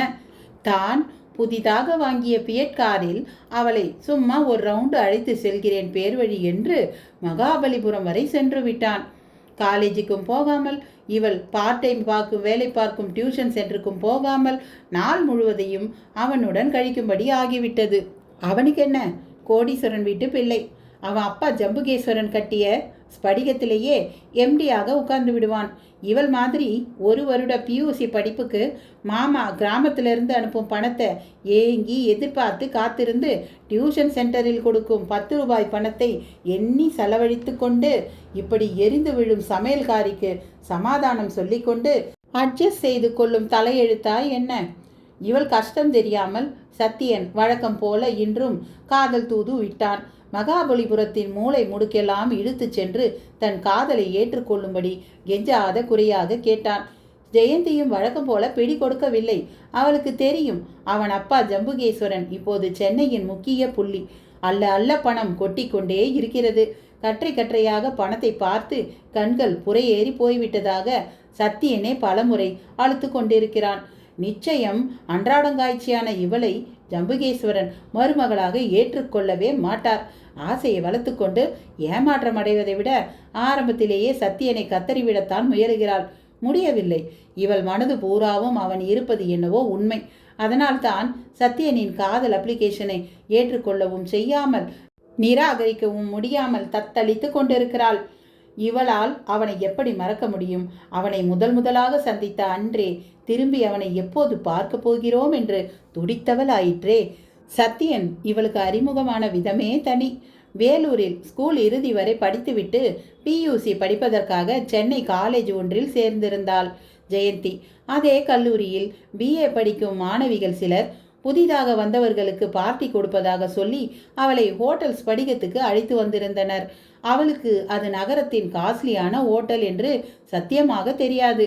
அந்த ஓட்டலின் பிரம்மாண்டமும் அலங்காரங்களும் அவளுக்குள் பிரமிப்பை ஏற்படுத்தியிருந்தன. மசாலா தோசை, இட்லி, வடை, பாதாம் அல்வா, கிரேப் ஜூஸ் என்று படையெடுத்து வந்து கொண்டே இருந்தது. அருகில் அமைக்கப்பட்டிருந்த கலர் லைட்டுகளுடன் கூடிய செயற்கை நீரூற்றுகளையே ஆர்வத்துடன் வேடிக்கை பார்த்து கொண்டிருந்த ஜெயந்தி தன் சீனியர்கள் எல்லோரும் டிஃபன் சாப்பிட்டு விட்டு ஒருவர் பின் ஒருவராக நழுவி கொண்டிருப்பதை காண தவறிவிட்டாள். சுய நினைவுக்கு இவள் வந்தபோது டேபிளின் மீது சர்வர் கொண்டு வைத்த பில் இவளை பயமுறுத்தியது. தொகையை பார்த்தவள் அதிர்ந்து போனாள். 45 ரூபாய். அவளுக்கு என்ன செய்வதென்றே தெரியவில்லை. தன் பர்ஸை திறந்து பார்க்க கூட அவளுக்கு துணிவில்லை. அவளுக்கு தெரியும், பர்சினுள் 2 எட்டனா நாணயங்களை தவிர வேறு எதுவும் இல்லை. அவமானத்தாலும் பயத்தாலும் செய்வதறியாது கண்களில் நீர் தழும்ப நின்ற ஜெயந்தியின் நிலைமையை யூகித்த சர்வர் அவளை மேனேஜரிடம் அழைத்து போனான். அதே சமயம் ஓட்டலின் அன்றைய கணக்கு வழக்குகளை சரிபார்ப்பதற்காக சத்தியனும் மேனேஜர் அறைக்குள் சென்றான். சத்தியனை பார்த்ததும் மேனேஜர் அழுது கொண்டே நின்ற ஜெயந்தியை அவன் முன்னே நிறுத்தினார். சத்தியன் கேள்வி மேல் கேள்வி கேட்க தொடங்க ஜெயந்தி பதில் சொல்லாமல் தேம்பி தேம்பி அழுது கொண்டிருந்தாள். இப்போ அழுகையை நிறுத்திட்டு கேட்ட கேள்விக்கு பதில் சொல்றியா, இல்லை போலீஸை கூப்பிடட்டுமா? சத்தியன் மிரட்ட அவள் அழுகை இன்னும் அதிகமாகியது. என்னங்க இப்படி சொல்கிறீங்க? நான் எத்தனை பத்திரிகையில் படிச்சிருக்கிறேன். பில் பணம் கட்டலைன்னா மாவு தானே ஆட்ட சொல்லுவாங்க. நீங்கள் போலீஸ்கிட்ட சொல்வேன்னு சொல்கிறீங்க, பயமுத்துறீங்களே. சட்டப்படி நான் மாவு தானே ஆட்டணும். கேவலுக்கிடையே அவள் சொல்ல சத்தியன் பகபகவென்று சிரித்து விட்டான். மாவு அரைக்கணும்னு சட்டப்படி சொல்லப்பட்டிருக்கா? எந்த காலேஜில் படிக்கிற? மெட்ராஸ் லா காலேஜ்லையா? கிண்டலாக கேட்டான். தான் படிக்கும் காலேஜ் முதல் தான் சீனியர்களிடம் ஏமாந்து போனது வரை எல்லாவற்றையும் சொல்லி முடித்தாள். பர்ஸில் எவ்வளோ வச்சிருக்க? 2 எட்டனா வச்சிருக்க. பர்ஸை திறந்து அப்படியே அவன் டேபிள் மீது கவிழ்க்க 1 எட்டனா உருண்டு டேபிளில் இருந்து விழுந்து எங்கோ ஒரு இடுக்கில் சென்று பதுங்கி கொண்டது. இப்போ 1 எட்டனா தான் வச்சிருக்கேன். சீரியஸாக ஜெயந்தி சொல்ல அவன் மீண்டும் சிரிக்க ஆரம்பித்து விட்டான். சிரித்து கொண்டே கண்களால் அவளை எடை போட்டான். இன்னும் பட்டணத்தின் கெட்ட காற்று படாமல் கிராமத்திலிருந்து அப்போது தான் இறக்குமதி ஆகியிருக்கும் புது மலர் போல அவள் என்பதை புரிந்து கொள்ள ரொம்ப நேரம் பிடிக்கவில்லை அவனுக்கு. சொந்த ஊர் எது?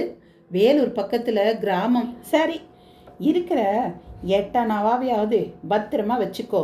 உன் பில்லை நானே கொடுத்துடுறேன். தன் பர்சில் இருந்து ஒரு 50 ரூபாய் எடுத்து மேனேஜரிடம் நீட்டினான். இனிமேலாவது மெட்ராஸில் உஷாராக நடந்துக்கோ. வாயை திறந்து கொட்டாவி விட்டா உள்ள பில்டிங் கட்டிடுவான். ஜெயந்தி பரிதாபமாக தலையசைத்து விட்டு வெளியே வந்தாள். வெளியே வந்ததும் தான் உணர்ந்தாள் தான் அவனால் எவ்வளவு பாதிக்கப்பட்டிருக்கிறோம் என்பதை. கொட்டாவி விட்டால் வாயில் பில்டிங் கட்டிவிடுவார்கள் என்று எச்சரித்தானே. அவளையும் அறியாமல் அவள் இதயத்திலே ஒரு மாளிகையை கட்ட ஆரம்பித்திருந்தாள் அவனுக்காக. இது எப்படி சாத்தியம்? பார்த்த மாத்திரத்தில் ஒருத்தனை பிடித்து போவது என்பது. அவனை மீண்டும் சந்தித்து 45 ரூபாய் தர வேண்டும் என்ற எண்ணம் அவளுக்குள் உற்சாகத்தை ஏற்படுத்தியது. எப்படியாவது பணத்தை புரட்ட வேண்டும் என்பதற்காக டியூஷன் சென்டரில் பார்ட் டைம் டீச்சராக வேலைக்கு சேர்ந்தாள். 2 மாதங்களில் அவள் மாமா அனுப்பிய பணத்தில் மிச்சப்படுத்தியும் டியூஷன் சென்டர் சம்பளத்தையும் சேர்த்து 45 ரூபாயையும் ஒப்பேற்றிவிட்டாள். அந்த பணத்தை பத்திரமாக பர்சில் வைத்து கொண்டு அன்று மாலையே ஓட்டல் ஸ்படிகத்துக்கு போனாள். சத்தியனை காண வேண்டும் என்று மேனேஜரிடம் சொன்னாள். மேனேஜர் அவளை அழைத்து கொண்டு அவனுடைய அறைக்குள் நுழைந்தார். உள்ளே இருந்தது சத்தியன் இல்லை, அவன் அப்பா ஜம்புகேஸ்வரன் தான்.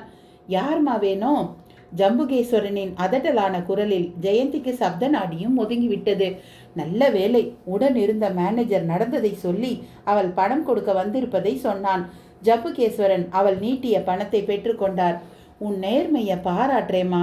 உன் பெயர் என்ன? ஜெயந்தி. சத்தியம் இல்லை, அவன் வந்தா சொல்கிறேன். ஜம்பு அவளை கத்தரித்து அனுப்பினார். அவன் பெயர் சத்தியன் என்பதை அப்போதுதான் தெரிந்து கொண்டாள். தனது ஹாஸ்டலுக்கு திரும்பிய அவள் மனம் கனத்தது. 45 ரூபாய் பாக்கி என்கிற ஒரு விஷயம் சத்தியனுக்கும் தனக்கும் ஒரு பந்தத்தை ஏற்படுத்தியிருந்தது போல எண்ணி இருந்தவள் இப்போது அந்த பாக்கியையும் கொடுத்து விட்ட நிலையில் அவனை சந்திக்க இனி காரண காரியம் எதுவும் இல்லை என்பதை நினைத்து பார்த்தபோது துக்கமாக இருந்தது. இனி அவனும் நம்மை ஏன் நினைக்கப் போகிறான்? வேதனை அவள் மனதை அழுத்தியது. பணத்தை திருப்பி கொடுத்து விட்டேன் என்று அவனை சந்தித்து சொல்லிவிடலாமா? மறுநாள் கல்லூரியை விட்டு கீழே வெளியேறியதும் நேராக ஹோட்டலுக்கு சென்றாள். மேனேஜரிடம் சென்று சத்தியனை பார்க்க முடியுமா என்று கேட்டாள். சாரி மேடம், இப்பதான் அவர் வெளியே கிளம்பி போனார். ஏமாற்றத்துடன் டியூஷன் சென்டருக்கு போக தோன்றாமல் ஹாஸ்டலுக்கு திரும்பினாள் ஜெயந்தி. வாசலில் ஒரு கார் நின்று கொண்டிருந்தது. ஹாஸ்டல் ரிசப்ஷனில் உட்கார்ந்து கொண்டிருந்தான் சத்தியன். இன்ப அதிர்ச்சியாக இருந்தது அவளுக்கு. இன்னும் பாக்கி கொடுக்கலையே? சத்தியன் கேட்டவுடன் திடுக்கிட்டாள். இல்லையே, உங்க அப்பா கிட்ட ரூபாயை கொடுத்துட்டனே, அவர் சொல்லலையா? சத்தியன் கேலியாக சிரித்தான். நான் அந்த பாக்கியே சொல்லல, இந்த பாக்கியே. தன் பாக்கெட்டிலிருந்து ஒரு 8 நாணயத்தை எடுத்து காட்டினான். ஜெயந்திக்கு புரிந்துவிட்டது.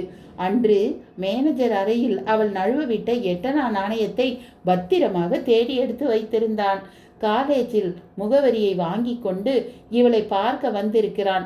அவன் நீட்டிய 8 வாங்கி கொள்வதற்காக கையை நீட்டினாள். அவன் நீட்டிய நாணயத்தை சரக்கென்று பின்னாடி இழுத்து கொண்டான்.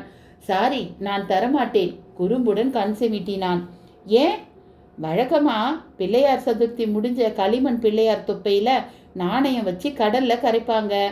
அதுக்கு என்ன இப்போ? செத்து போனவங்க நெத்தியில நாணயத்தை வச்சு கூட எடுத்துட்டு போய் எரிப்பாங்க. நானும் இந்த நாணயத்தை வச்சுக்க போறேன். எங்க தெரியுமா? என் இதயத்துல என்று சொல்லிக்கொண்டே அதை தன் சட்டை பையில் பத்திரப்படுத்தி கொண்டான். இன்னுமா புரியல என்று கிண்டலாக தோலை குலுக்கியவன் தன் காரில் கிளம்பி போகும்போது அவளை சந்தோஷ கடலில் தள்ளி விட்டிருந்தான். இன்று வரை சத்தியன் மட்டுமே அவளை காதலிப்பதாக சொல்லிக் கொண்டிருக்கிறான். ஜெயந்தி அதை வெறும் நட்புதான் என்று கூறிக்கொண்டிருக்கிறாள். அவளுக்கு மட்டும் கசக்கிறதா என்ன? ஆனால் நிச்சயம் தனக்கு ஏமாற்றம் தான் மிஞ்ச போகிறது என்கிற ஜாக்கிரதை உணர்வு தான் அவளை தடுத்து வருகிறது. பேசாமல் அவனிடம் காதலை சொல்லிவிட்டு அவன் என்று தனக்கில்லை என்று நிச்சயமாக தெரிய வருகிறதோ அன்று இந்த உலகிற்கு குட்பை சொல்லிவிட்டால் என்ன? முதன் முறையாக இந்த கண்ணோட்டத்தில் அவள் யோசனை செய்ய ஆரம்பித்த அதே நேரத்தில் பிளாக் அவுட் முடிந்துவிட்டு மீண்டும் விளக்குகள் எரிய தொடங்கின. அத்தியாயம் 8. 1973 கும்பை. நில்லுடா அங்கேயே, எங்க போயிட்டு வர? பட்டப்பா கர்ஜித்தார். வந்து பெரியப்பா. சங்கு மிடறு விளங்கினான். கையில என்ன? கபாலம், அலட்சியமாக சொன்னான் சங்கு. மண்டையோடுன்னு சொல்லு. இதை பொறுக்கிண்டு தான் வரத்தான் சுடுகாட்டில் திரிஞ்சுட்டு இருந்தியா? சுடுகாட்டுக்கு போயிட்டு ஆத்துக்குள்ள குளிக்காம அப்படியே வரலாமா? சங்கு சிரித்தான். இதை நீங்க சொல்லலாமா? ஈஸ்வரன் கோவிலில் இருந்தாலும் அவரோட உறைவிடமாக கருதப்படுறது சுடுகாடு தானே. அந்த ஈஸ்வரனும் மண்டை ஓட்டில் தானே பிச்சை எடுக்கிறான். அதை உற்சவமாகவே கொண்டாடுறோமே. வாயை மூடு, அதிக பிரசங்கி. உன்னோட விதண்டாவாதம் செய்ய நான் தயாராக இல்லை. இந்த கண்டாவிய தலையை சுற்றி தூரம் எரிஞ்சிட்டு கொல்லப்புறமா வந்து தலைக்கு குளிச்சுட்டு 1008 காயத்ரி பண்ணிட்டு அப்புறமா உள்ளவா. பெரியப்பா, நான் சொல்கிறத செஞ்சாதான் நீ ஆற்றுக்குள்ளே வர முடியும். வேறு வழியின்றி அடுத்த தெரு வழியாக தன் வீட்டு கொல்லைக்குள் நுழைந்தான் சங்கு. கொல்லைப்புறத்தில் ஏராளமான மரங்களும் செடிகளும் வளர்ந்திருந்தன. கருவேப்பிலை மரம் ஒன்றை கடக்கும்போது சங்குவிற்கு அந்த யோசனை தோன்றியது. அந்த கருவேப்பிலை மரத்தின் அடியில் குழி ஒன்றை தோண்டியவன் தன் கையில் இருந்த மண்டையோட்டை அதற்குள் புதைத்து மண்ணை வாரி அதை மூடினான். கிணற்று அருகே அவன் செல்லவும் கிரிஜா கதவை திறந்து கொண்டு ஒரு பக்கெட் வெந்நீருடன் வரவும் சரியாக இருந்தது. சங்கு, வெந்நீர் போட்டுட்டு இருக்கேன்டா, கிணத்து தண்ணியில குளிக்காத, ஜுரம் வந்துட போறது, அக்கறையுடன் சொன்ன கிரிஜா வெந்நீரை விழாவ ஆரம்பித்தான். அப்படியே உட்காருடா என்று சொன்னவள் பக்கெட்டில் இருந்த வெதுவெதுப்பான தண்ணீரை அவன் தலையில் ஊற்றினாள். இந்தா டவல், தலையை தொடச்சுக்கோ. காலி பக்கெட்டுடன் நின்ற கிரிஜாவை பாசத்துடன் பார்த்தான் சங்கு. ஏண்டி கிரிஜா, இந்த ஆத்துல எல்லாருமே என்ன வெறுக்கிறா, நீ மட்டும் ஏண்டி என் மேல இவ்வளோ அன்பு வச்சிருக்க? பேட்டாதடா சங்கு, உன்னை யாரும் வெறுக்கல. உன்னோட விசித்திரமான நடவடிக்கைகளும் உன் மேதாவித்தனமும் தான் அவளை உன்கிட்ட நெருங்க விடாம செய்யறது.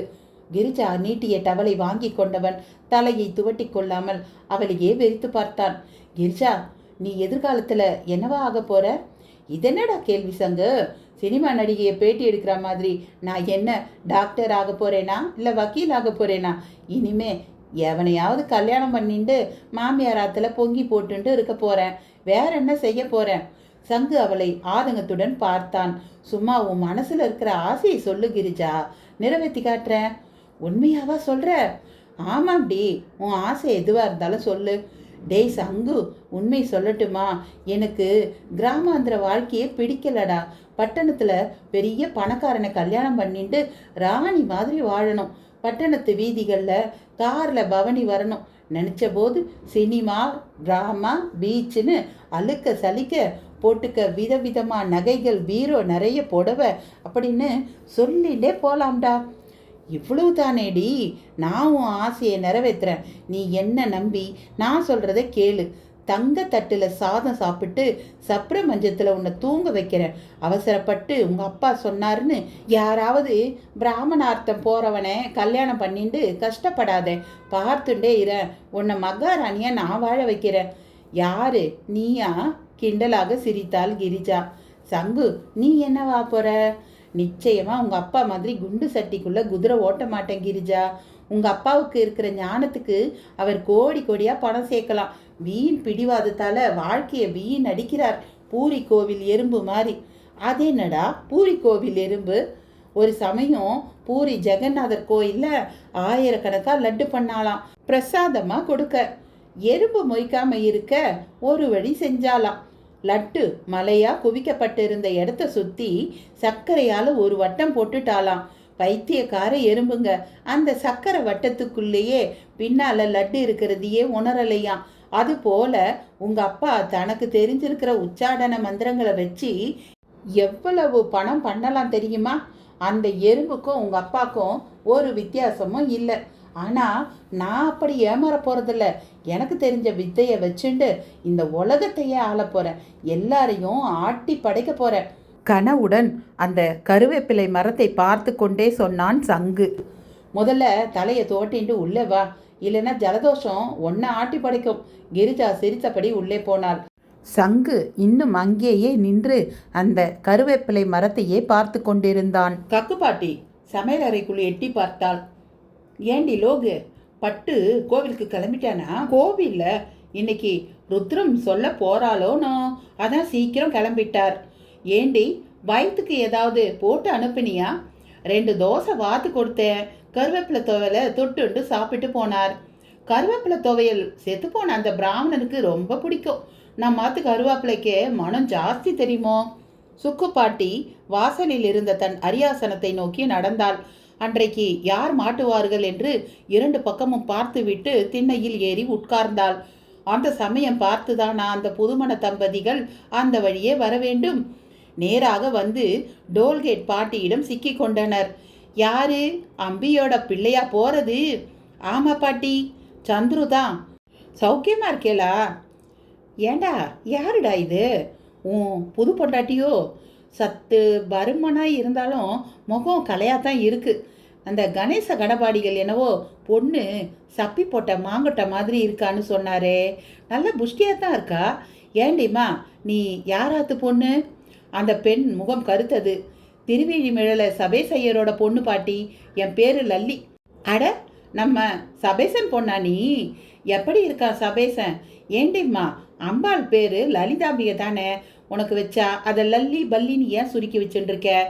பாட்டி சொன்னதும் தன் பிறந்த வீட்டு ஞாபகம் வந்து விட்டது அவளுக்கு. எங்கள் அப்பாவை உங்களுக்கு தெரியுமா பாட்டி? தெரியுமாவது, சின்ன வயசில் சோத்துக்கு அலைஞ்சான். பாவம், கோவணம் கட்டிக்க கூட துணி இல்லடி. அவங்கிட்ட நான் தான் எங்கள் ஆத்துக்காரா வேச்சியை கிழிச்சு அவருக்கு தெரியாமல் கொடுப்பேன். அது கிடைக்கட்டும்டி. நோக்கு சித்த சுவாதீனம் இல்லாமல் ஒரு அக்காக்காரி இருந்தாலே, சுவரை பார்த்துண்டு சிரிச்சுட்டே இருப்பாளே, இப்போ எப்படி இருக்கா? அந்த பெண் பற்களை நர நரவென்று கடிக்கும் சத்தம் அவள் புது கணவனுக்கு நன்றாக கேட்டது. பாட்டியிடமிருந்து எப்படி தப்புவது என்று யோசிக்கலானான். ஏண்டா சந்துரு, உங்கள் அண்ணா, அவன் பேர் என்ன? குஞ்சித பாதம். அவனுக்கு கல்யாணம் நடந்ததே, குழந்தை குட்டி ஏதாவது இருக்கா? இன்னும் இல்லை பாட்டி. ஏண்டா பாவம், கல்யாணமாகி 4 வருஷம் ஆயிடுத்த. இந்த காலத்து பையன்கள் பஞ்சகச்சம் கட்டுறதுக்கு மட்டும் கல்யாணம் பண்ணிக்கிறான்கள். பாவம் சந்துரு, புது மனைவி எதிர அவமானம் பிடுங்கி தின்றது. எல்லாம் கிடக்கட்டும்டா. 2 மாதம் முன்னாடி அடி வயிற்றுல ஆப்ரேஷன் பண்ணிண்டியாமே, இப்போ தேவலையா? நிறைய வாழைத்தண்டு சேர்த்துக்கோடா, தேவலி ஆயிடும். ஏண்டிம்மா, நல்லா சமைப்பியோ? சந்துரு தன் புது மனைவியை இழுத்து கொண்டு தலை தெறிக்க ஓடினான். இன்னும் சிறிது நேரம் அங்கே நின்றால் பாட்டி விவாகரத்தே செய்து விடுவாள். அதே சமயம் கோவிலில் இருந்து வேகமாக வீட்டை நோக்கி வந்து கொண்டிருந்தார் பட்டப்பா. பாட்டிக்கு ஆச்சரியம். ருத்ரம் சொல்ல போன பிள்ளை ரௌத்ராகாரமாய் வந்து கொண்டிருப்பதை பார்த்தாள். என்னடா பட்டு, எதுக்கு இவ்வளோ சீக்கிரம் வந்துட்ட? உடம்பு கிடம்பு ஏதாவது சரியில்லையா? தன் அம்மாவுக்கு பதில் சொல்லாமல் முற்றத்தில் அரிசியில் கல் பொறுக்கி கொண்டிருந்த லோகுவின் முன் போய் நின்றார். லோகு பதற்றத்துடன் அவரை பார்த்தாள். என்னாச்சுனா? ருத்ரம் சொல்லிண்டே இருந்தேன், திடீர்னு எல்லாமே மறந்துடுத்து. என்னடி ஆச்சரியமா பார்க்குற? ருத்ரம் சொல்றதுக்கே பிறந்த வண்டினா என்னால் நம்பவே முடியல. பாட்டி முகவாயில் கை வைத்தாள். என்னடா கூத்து இது? எல்லாரும் ஊங்கிட்டே வந்து ருத்ரம் கத்துப்பா, நீ எப்படிடா மறந்த? தெரியலம்மா, சுத்த பத்தமாக தான் கோயிலுக்கு போனேன். நீங்கள் சாதம் கூட சாப்பிட்லையே, தோசை மட்டும் தானே சாப்பிட்டேன். தோசை மாவையும் மடியா தானே வச்சுருந்தேன். ஏண்டி, தோசைக்கு ஏதோ தொட்டுக்க போட்டியே, என்னது அது? வெறும் கருவேப்பிலை துவையல் தான்னா, நம்ம மாற்று மரத்தில் பறிச்சது தான். இந்த மாதிரி என் வாழ்நாளில் நடந்ததே கிடையாது. சாமா ருத்ரம் சொல்லிட்டு இருக்கான், நான் எழுந்து வந்துட்டேன். தன்னையே நொந்து கொண்டு கொல்லைப்புறமாக சென்றார் பட்டப்பா. பூநூலை காதில் சுற்றி கொண்டு சொம்பில் ஜலத்துடன் மறைவிடத்தை நோக்கி சென்றவரின் பார்வை கருவேப்பலை மரத்தின் மீது பதிந்தது. கீழே பூமி தோண்டப்பட்டதன் அடையாளம் நன்கு தெரிந்தது. சந்தேகத்துடன் அந்த இடத்தை வெறித்து பார்த்தவர் அந்த இடத்தை ஒரு கழியின் உதவியோடு தோண்டினார். அவரை சிரமப்படுத்தாமல் ரொம்ப சீக்கிரத்திலேயே அந்த மண்டை ஓடு வெளிப்பட்டது. பட்டப்பாவின் ரத்தம் கொதித்தது. இப்போது புரிந்தது அவருக்கு. அந்த மண்டை ஓட்டின் தாமசம் கருவேல மரத்தின் வழியாக இலைகளில் பாய்ந்திருக்கிறது. அது தெரியாமல் லோகுவும் அந்த இலையை வைத்து துவையல் செய்திருக்கிறாள். தாமசம் கலந்த துவையலை சாப்பிட்டதால் மூளை மழுங்கி ருத்ரம் மறந்துவிட்டது. எல்லாமே சங்குவினால் வந்த வினை. சங்கு! அவர் அலறிய அலறலில் கும்பை கிராமமே அதிர்ந்தது. லாடன் சங்குவை மீண்டும் மீண்டும் எச்சரிக்கை செய்தான். பார்த்து செய் சங்கு, இதுல ஏவல் செய்யறதுக்கு தேவையான உபகரணங்கள் இருக்கு. முதலா பண்ண போற, ஜாக்கிரதை. அவன் தந்த துணிப்பையை கட்கத்தில் சொருகி கொண்டு கிளம்பினான் சங்கு. லாடனே தன் சைக்கிளில் அவனை திருநாகேஸ்வரத்தில் கொண்டு வந்து விட்டான். அங்கிருந்து பொடி நடையாக கும்பைக்கு சென்று கொண்டிருந்தான். அவன் முறையாக அன்று அபிசார பிரயோகம் செய்ய போகிறான் என்பதால் லாடனே அதற்கு தேவையானதை வாங்கி தந்திருக்கிறான். இலந்தை குச்சி, மூங்கில் குச்சி, வில்வ குச்சி, மஞ்சள், கடுகு, சிவப்பு மிளகாய், நாயுருவி, வெல்லம், நெய், குந்துமணி, கோட்டான் ரத்தம் எல்லாமே அந்த பையில் இருந்தன. இப்போது சங்குவுக்கு தேவை ஏவல் செய்ய ஒரு இலக்கு. யாரை இலக்காக இருக்கலாம்? தனக்குள் யோசித்தபடி சென்ற சங்குவை அழைத்தபடி வந்தார் கணேச கணபாடிகள். டேய் சங்கு, நேக்கு ஒரு உபகாரம் பண்ணுவியோ? சொல்லுங்கோ. உங்கள் கிராமத்தில் கீழே தெருவில் இருக்காரே வாசுதேவ ஐயர், அவ ஆற்றுல இன்னைக்கு சிரார்த்தம். அம்மா கொடுக்குறா, தானம் வாங்கிக்க வர்றேன்னு சொல்லி இருந்தேன். போக முடியாதபடி ஒரு அசந்தர்ப்பம். கொஞ்சம் மாமிக்கிட்ட சொல்லிடேன். சரி, தலையசைத்தான் சங்கு. கீழே தெரு வாசுதேவ ஐயர் வீடு அவனுக்கு தெரியும். அந்த ஊரிலேயே மாடி வீடு கட்டியவர் அவர் மட்டும்தான். மெத்த படித்தவர். ஆங்கில படிப்பு படித்து தொல்பொருள் மற்றும் சரித்திர பேராசிரியராக வேலை பார்த்தவர். கும்பேஸ்வரர் கோவில் உற்சவ கமிட்டி தலைவராகவும் இருந்திருக்கிறார். வேதவாகினி என்ற பத்திரிகையையும் நடத்தி வந்தவர். அந்த பத்திரிகையில் அவர் எழுதிய கட்டுரை ஒன்று பெரிய பிரச்சனையாகி ஊர் மக்களுக்கும் அவருக்கும் தகராறு ஏற்பட்டுவிட்டது. அன்று முதல் ஊர் காரியங்களில் இருந்து ஒதுங்கியே இருக்கிறார். பள்ளியில் படித்து கொண்டிருந்த அவரது ஒரே பிள்ளை சிவராமனுக்கு திடீரென்று பைத்தியம் பிடித்து விட்டது. தன் அப்பா அம்மாவையே அரிவாள் மனையால் வெட்ட வந்தான். அவனை பிடித்து அடக்கி இப்போது குணசீலத்தில் சங்கிலியால் கட்டி வைத்திருக்கிறார்கள். அந்த அதிர்ச்சியில் வாசுதேவனும் படுத்த படுக்கையாகி விட்டார். பாவம், அவர் மனைவி சுந்தரிதான் அவருக்கு எல்லாம். அந்த சுந்தரி மாமி கோயிலுக்கு செல்வதில்லை, ஒரு சுப காரியங்களுக்கும் வருவதில்லை. அவர்களோடு ஊரில் யாரும் உறவு வைத்து கொள்ளவும் இல்லை. அவர்கள் வீட்டு கதவு எப்போதும் மூடியே இருக்கும். வாசுதேவன் கைகால் விளங்காமல் போய்விட்டது. வாய் கோணி பேசும் திறனும் போய்விட்டது. கும்பேசர்கிட்ட வாலாட்டினா அவர் சும்மா இருப்பாரா? தண்டிச்சிடுவார் என்ற அடிக்கடி பெரியப்பா சொல்வதை கேட்டிருக்கிறான். ஆனால் எதற்காக அவர் தண்டனை அனுபவிக்கிறார் என்று பெரியப்பா அவனிடம் சொன்னதில்லை. இவன் ஒரு முறை கேட்டு அதற்கு அவர் பதிலளிக்காமல் மழுப்பிவிட்டார். கீழே தெருவில் நுழைந்த சங்கு நேராக வாசுதேவ ஐயர் வீட்டு கதவை தட்டினான். சுந்தரி மாமி கதவை திறந்தாள். சோகமான விழிகள் இவனை வியப்புடன் பார்த்தன. கணேச கணபாடிகளுக்கு முக்கியமான வேலை வந்துடுத்தாம், அவரால் வர முடியாதாம். திகைத்தாள் மாமி. வர முடியாதா? ஐயோ, தானம் வாங்கிக்க வரேன்னு சொல்லி இருந்தாரே, இப்போ என்ன பண்ணுறது?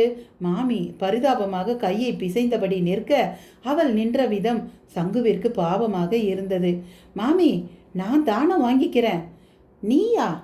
மடி கொஞ்சம் குறைவு தான், வேணும்னா உங்கள் ஆற்றுலேயே குளிச்சிடுறேனே.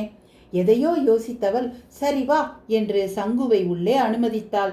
நீ போய் கொல்லையில் குளிச்சுட்டு வா, மாமாவோட புது வேட்டி அங்கவஸ்திரம் இருக்கு, தரேன், கட்டிக்கோ என்றபடி உள்ளே போக அவன் மாமியை பின்தொடர்ந்தான். ஹாலில் கிழிந்த நாராக கிடந்தார் வாசுதேவ ஐயர். அவருடைய மங்கி போன கண்கள் இவனை கேள்வியுடன் பார்த்தன.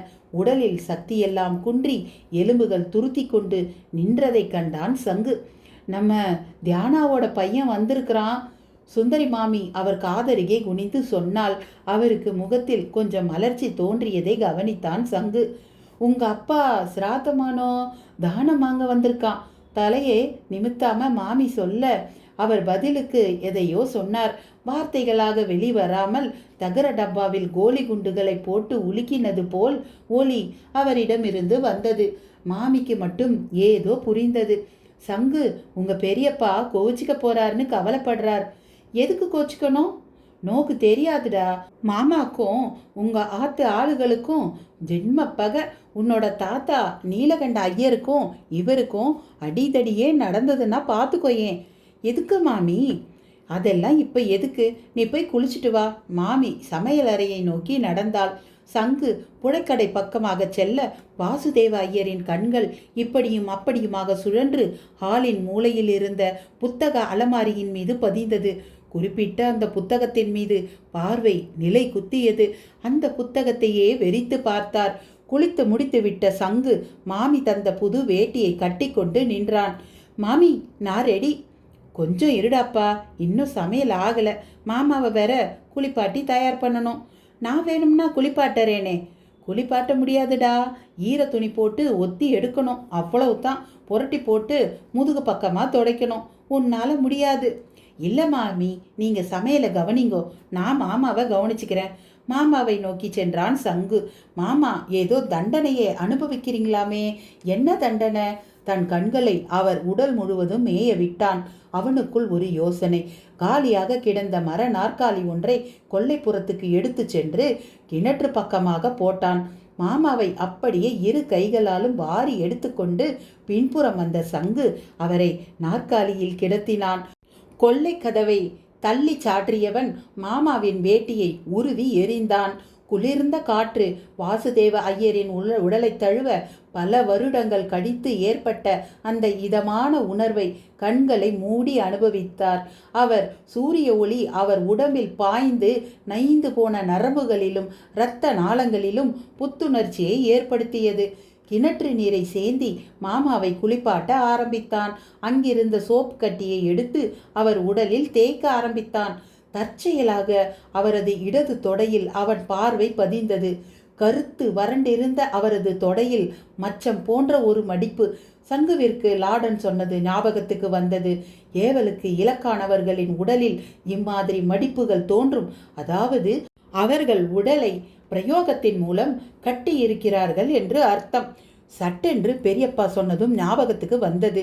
பெரியப்பா சொன்ன தண்டனை இதுதானோ? அப்படி என்றால் தண்டனை கொடுத்தவர் யார்? அதற்குள் சுந்தரி மாமி பதைப்புடன் புழக்கடை பக்கம் வந்தவள் அந்த காட்சியை ஆச்சரியத்துடன் பார்த்தாள். மாமா ஆனந்தமாக குளித்து கொண்டிருந்தார். அங்கு வந்த மாமியை பார்த்து மெலிதாக ஒரு புன்னகை. என்னால் நம்பவே முடியலடா. மாமா குளிக்கிறதா? இல்லை, மாமா இப்படி சிரிக்கிறது. மாமாவுக்கு டவல் கொண்டாங்கோ மாமி. சங்கு சொல்ல மாமி ஓடினாள். கவலைப்படாதீங்கோ, நான் செய்ய போகிற முதல் பிரயோகம் உங்கள் மேலே தான். உங்கள் உடம்புல இருக்கிற பிரயோகத்தை அவிழ்த்து உங்களை விடுவிக்க போகிறேன் தனக்குள் கூறிக்கொண்டான். அவனுக்கு உடனே இன்னொரு விஷயமும் ஞாபகத்துக்கு வந்தது. அப்படி பிரயோகங்களை விடுவிக்கும் போது யார் ஏவல் செய்தார்களோ அவர்களுக்கு உடம்பு சுகம் இல்லாமல் போகும்னு சொன்னானே லாடன். மாமி கண்கள் பணிக்க வேட்டி டவலுடன் வந்தாள். இவர் கொல்லைப்புறம் வந்து எவ்வளவு வருஷமாறுது தெரியுமா? எல்லாம் படுக்கையில தான். அவள் சமையல் அறைக்குள் மீண்டும் புகுந்து கொள்ள மாமாவுக்கு வேட்டி உடுத்தி விபூதி பூசி கம்பீரமாக நாற்காலியில் உட்கார வைத்தான். அவரை பார்த்த சுந்தரி அழவே ஆரம்பித்து விட்டாள். ஒரு காலத்துல இப்படி தாண்டா கம்பீரமா கோவிலுக்கு போவார். கச்சம் உடுத்திண்டு சிவப்பு சால்வை போத்திண்டு நடந்து போனா அந்த மகேஸ்வரனே நடந்து போறாப்பல இருக்கும். மாமி, மாமாவுக்கு வைத்தியம் பார்க்கலையா? என்னடா இப்படி கேட்டுட்ட சங்கு? என் கூட பிறந்தவனே சுவாமி மலையில டாக்டரா இருக்கான். அவன் அழைச்சிட்டு போய் பட்டணத்துல காட்டாத டாக்டர்களே இல்லை. எல்லாரும் பெரிய பெரிய டாக்டர்கள். ஒன்றும் நடக்கலடா. கர்ம வேண அனுபவிச்சு தானே ஆகணும். ரெண்டாவது, சொஸ்தமாகணும்னு வியாதியஸ்தர்களுக்கு ஒரு வைராகியம் வேணும்டா. அது மாமா கிட்ட கொஞ்சம் கூட கிடையாது. எங்களோட ஒரு பிள்ளை சிவராமனுக்கு சித்தபிரம பிடிச்சி எங்களையே வெட்ட வந்தான். அவன் நிலைமை பயங்கரமா போய் குணசீலத்துல கொண்டு போய் சேர்த்துட்டோம். அவனை சங்கிலியில கட்டி போட்டு வச்சிருக்கிற கன்றாவிய கண்ணால பார்த்துட்டு இன்னும் உயிரோட இருக்கோண்டா.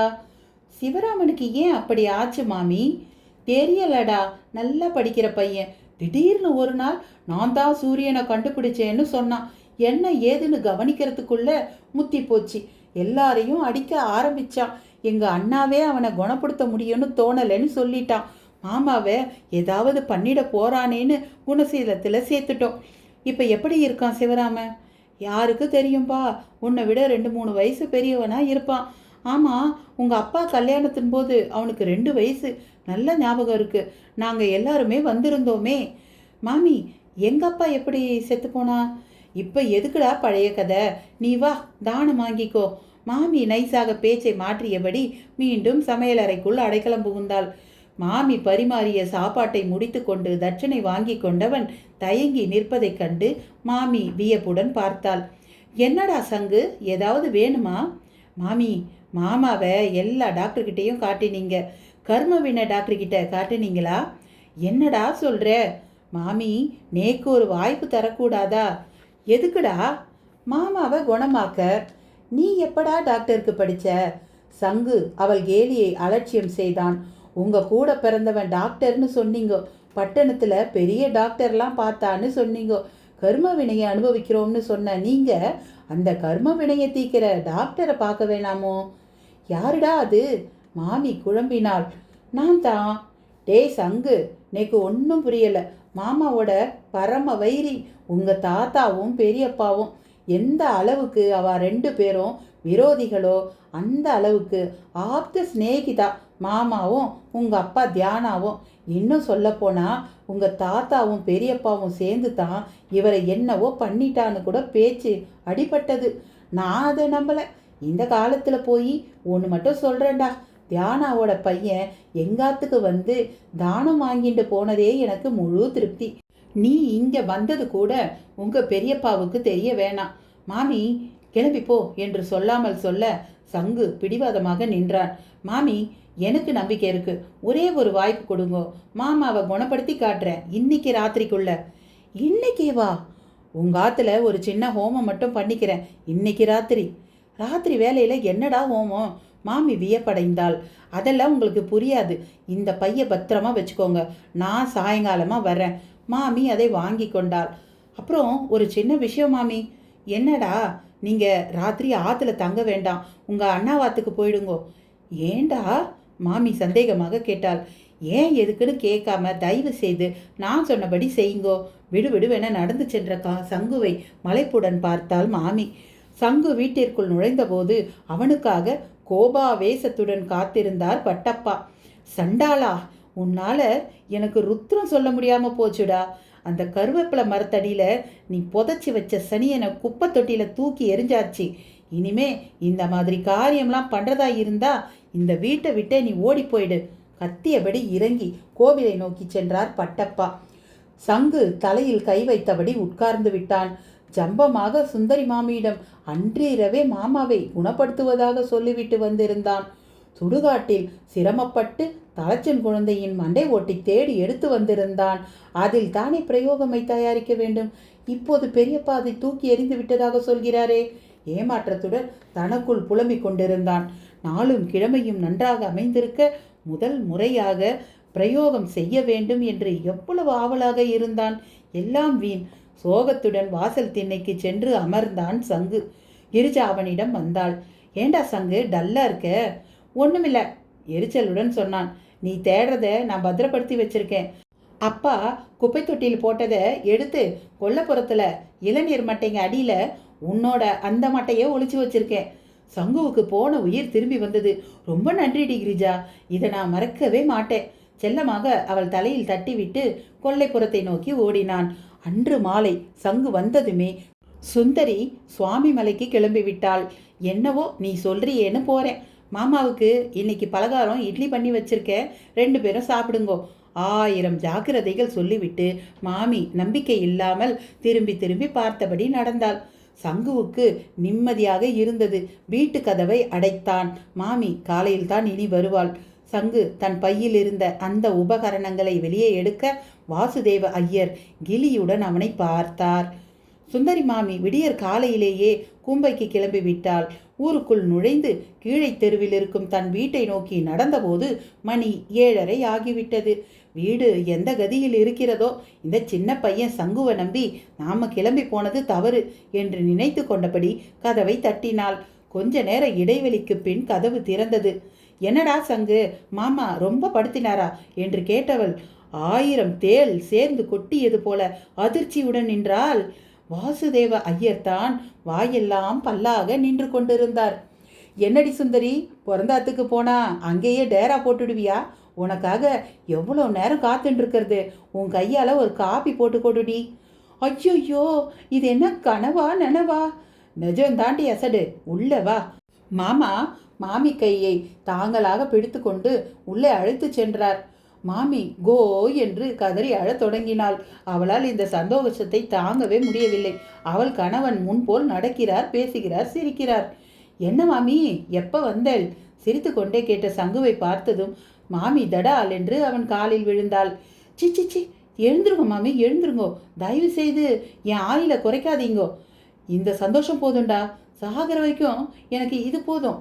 என்ன மாமி, இதுக்கே இப்படி சந்தோஷப்படுறீங்களே? இன்னைக்கு ராத்திரிக்குள்ள இன்னொரு சந்தோஷமான செய்தி ஒன்று வரப்போகுது, தயாரா இருங்கோ. இதை விட வேறு என்னடா பெருசா சந்தோஷம் அனுபவிக்க போற? மாமி ஆனந்தத்துடன் சொன்னாள். டேய் சங்கு, இன்னைக்கு என் கையால உனக்கு வடை பாயாசத்தோட சாப்பாடு. நீ எங்கேயும் போகக்கூடாது. மாமி உத்தரவு போட்டுவிட்டு சமையலறை பக்கமாக சென்று விட சங்கு ராத்திரி எழுந்திருந்த தூக்கத்தை ஈடு செய்ய வேண்டி மாடிக்கு சென்று நிம்மதியாக தூங்க ஆரம்பித்தான். பிற்பகல் வாசுதேவ ஐயர் குளித்துவிட்டு பூஜை செய்து கொண்டிருந்தார். சங்கு மாடியில் அயர்ந்து தூங்கி கொண்டிருந்தான். வாசல் கதவை யாரோ தட்டும் சத்தம் கேட்கவே மாமி போய் கதவை திறந்தாள். அவளுடைய ஒரே பிள்ளை சிவராமன் முகத்தில் புன்னகையுடன் நின்று இருந்தான். அருகே நாமமிட்டு கொண்டு ஒருவர் நின்று இருந்தார். அம்மா, உங்க பிள்ளை சிவராம திடீர்னு நேத்து ராத்திரி அலறிக்கிட்டே மயக்கம் போட்டு விழுந்துட்டான். காலையில தான் மயக்கமே தெளிஞ்சுது. இப்ப அவனுக்கு பரிபூரணமா குணமாயிடுதுன்னு நினைக்கிறோம். அவனை உங்ககிட்டயே ஒப்படைக்கிறோம். பத்திரமா பார்த்துக்கோங்க. கும்பிடு ஒன்றை போட்டுவிட்டு அவர் செல்ல சுந்தரிக்கு அழக்கூட தோன்றவில்லை. கல்லாய் உறைந்து போய் நின்றாள். எனக்கு என்னமா ஆச்சு? ஸ்கூலுக்கு போயிட்டு வந்துட்டு இருந்தேன். யாரோ என் தலையில தட்டினாப்பல இருந்துச்சு. அப்புறம் ஒண்ணுமே ஞாபகத்துக்கு வரல. சிவராமன் பரிதாபமாக சொன்னான். மாமிக்கு சங்கு சொன்னது ஞாபகத்துக்கு வந்தது. இதோ அவன் கூறியது போல அடுத்த சந்தோஷம் பிள்ளை உருவில் வந்து நிற்கிறது. சங்குவை மனதளவில் ஒரு மகான் ஆக்கி அவனை இதயத்தில் ஆராதிக்க தொடங்கிவிட்ட சுந்தரி மாமி பாசத்துடன் பிள்ளையை கட்டி அணைத்தபடி உள்ளே அழைத்து சென்றாள். சங்கு வீட்டுக்கு சென்றபோது வீட்டில் எல்லோரும் பரபரப்புடன் காணப்பட்டனர். தெரியுமா சேதி? பட்டப்பாக்கு திடீர்னு உடம்பு சரியில்லாம போச்சுடா. கால் ரெண்டும் நடக்க முடியாம போச்சு. பேசினா வாய் திக்கிறது, உடம்பெல்லாம் வேர்த்து கொட்டின்றே இருக்கு. கக்குப்பாட்டி கவலையுடன் சொல்ல அவன் ஒன்றும் சொல்லாமல் உள்ளே சென்றான். இதை அவன் எதிர்பார்த்திருந்தான். எதிரே கிரிஜா வந்தாள். அவள் பார்வை அவனை ஆழமாக ஊடுருவியது. என் அப்பாவை நீ என்ன பண்ணின என்ற கேள்வி அந்த பார்வையில் தொக்கி நின்றது. என்ன நட்புகளே, கதை விறுவிறுப்பாக போயிட்டுருக்கு இல்லைங்களா? இப்போ நம்ம 2வது பாகம் முழுசாக பார்த்துட்டோம். அடுத்து 3வது பாகத்தில் உங்களை நான் சந்திக்கிறேன். இது பிடிச்சிருந்ததுன்னா உங்கள் லைக் பண்ணுங்கள், ஷேர் பண்ணுங்கள். நம்ம சேனலுக்கு புதுசாக வந்திருந்தா சப்ஸ்கிரைப் பண்ணுங்கள், பக்கத்தில் இருக்கிற பெல் ஐக்கான் அழுத்துங்க. அப்போ தான் நான் போடுற வீடியோக்கள் உங்களுக்கு வந்துக்கிட்டே இருக்கும். நன்றி.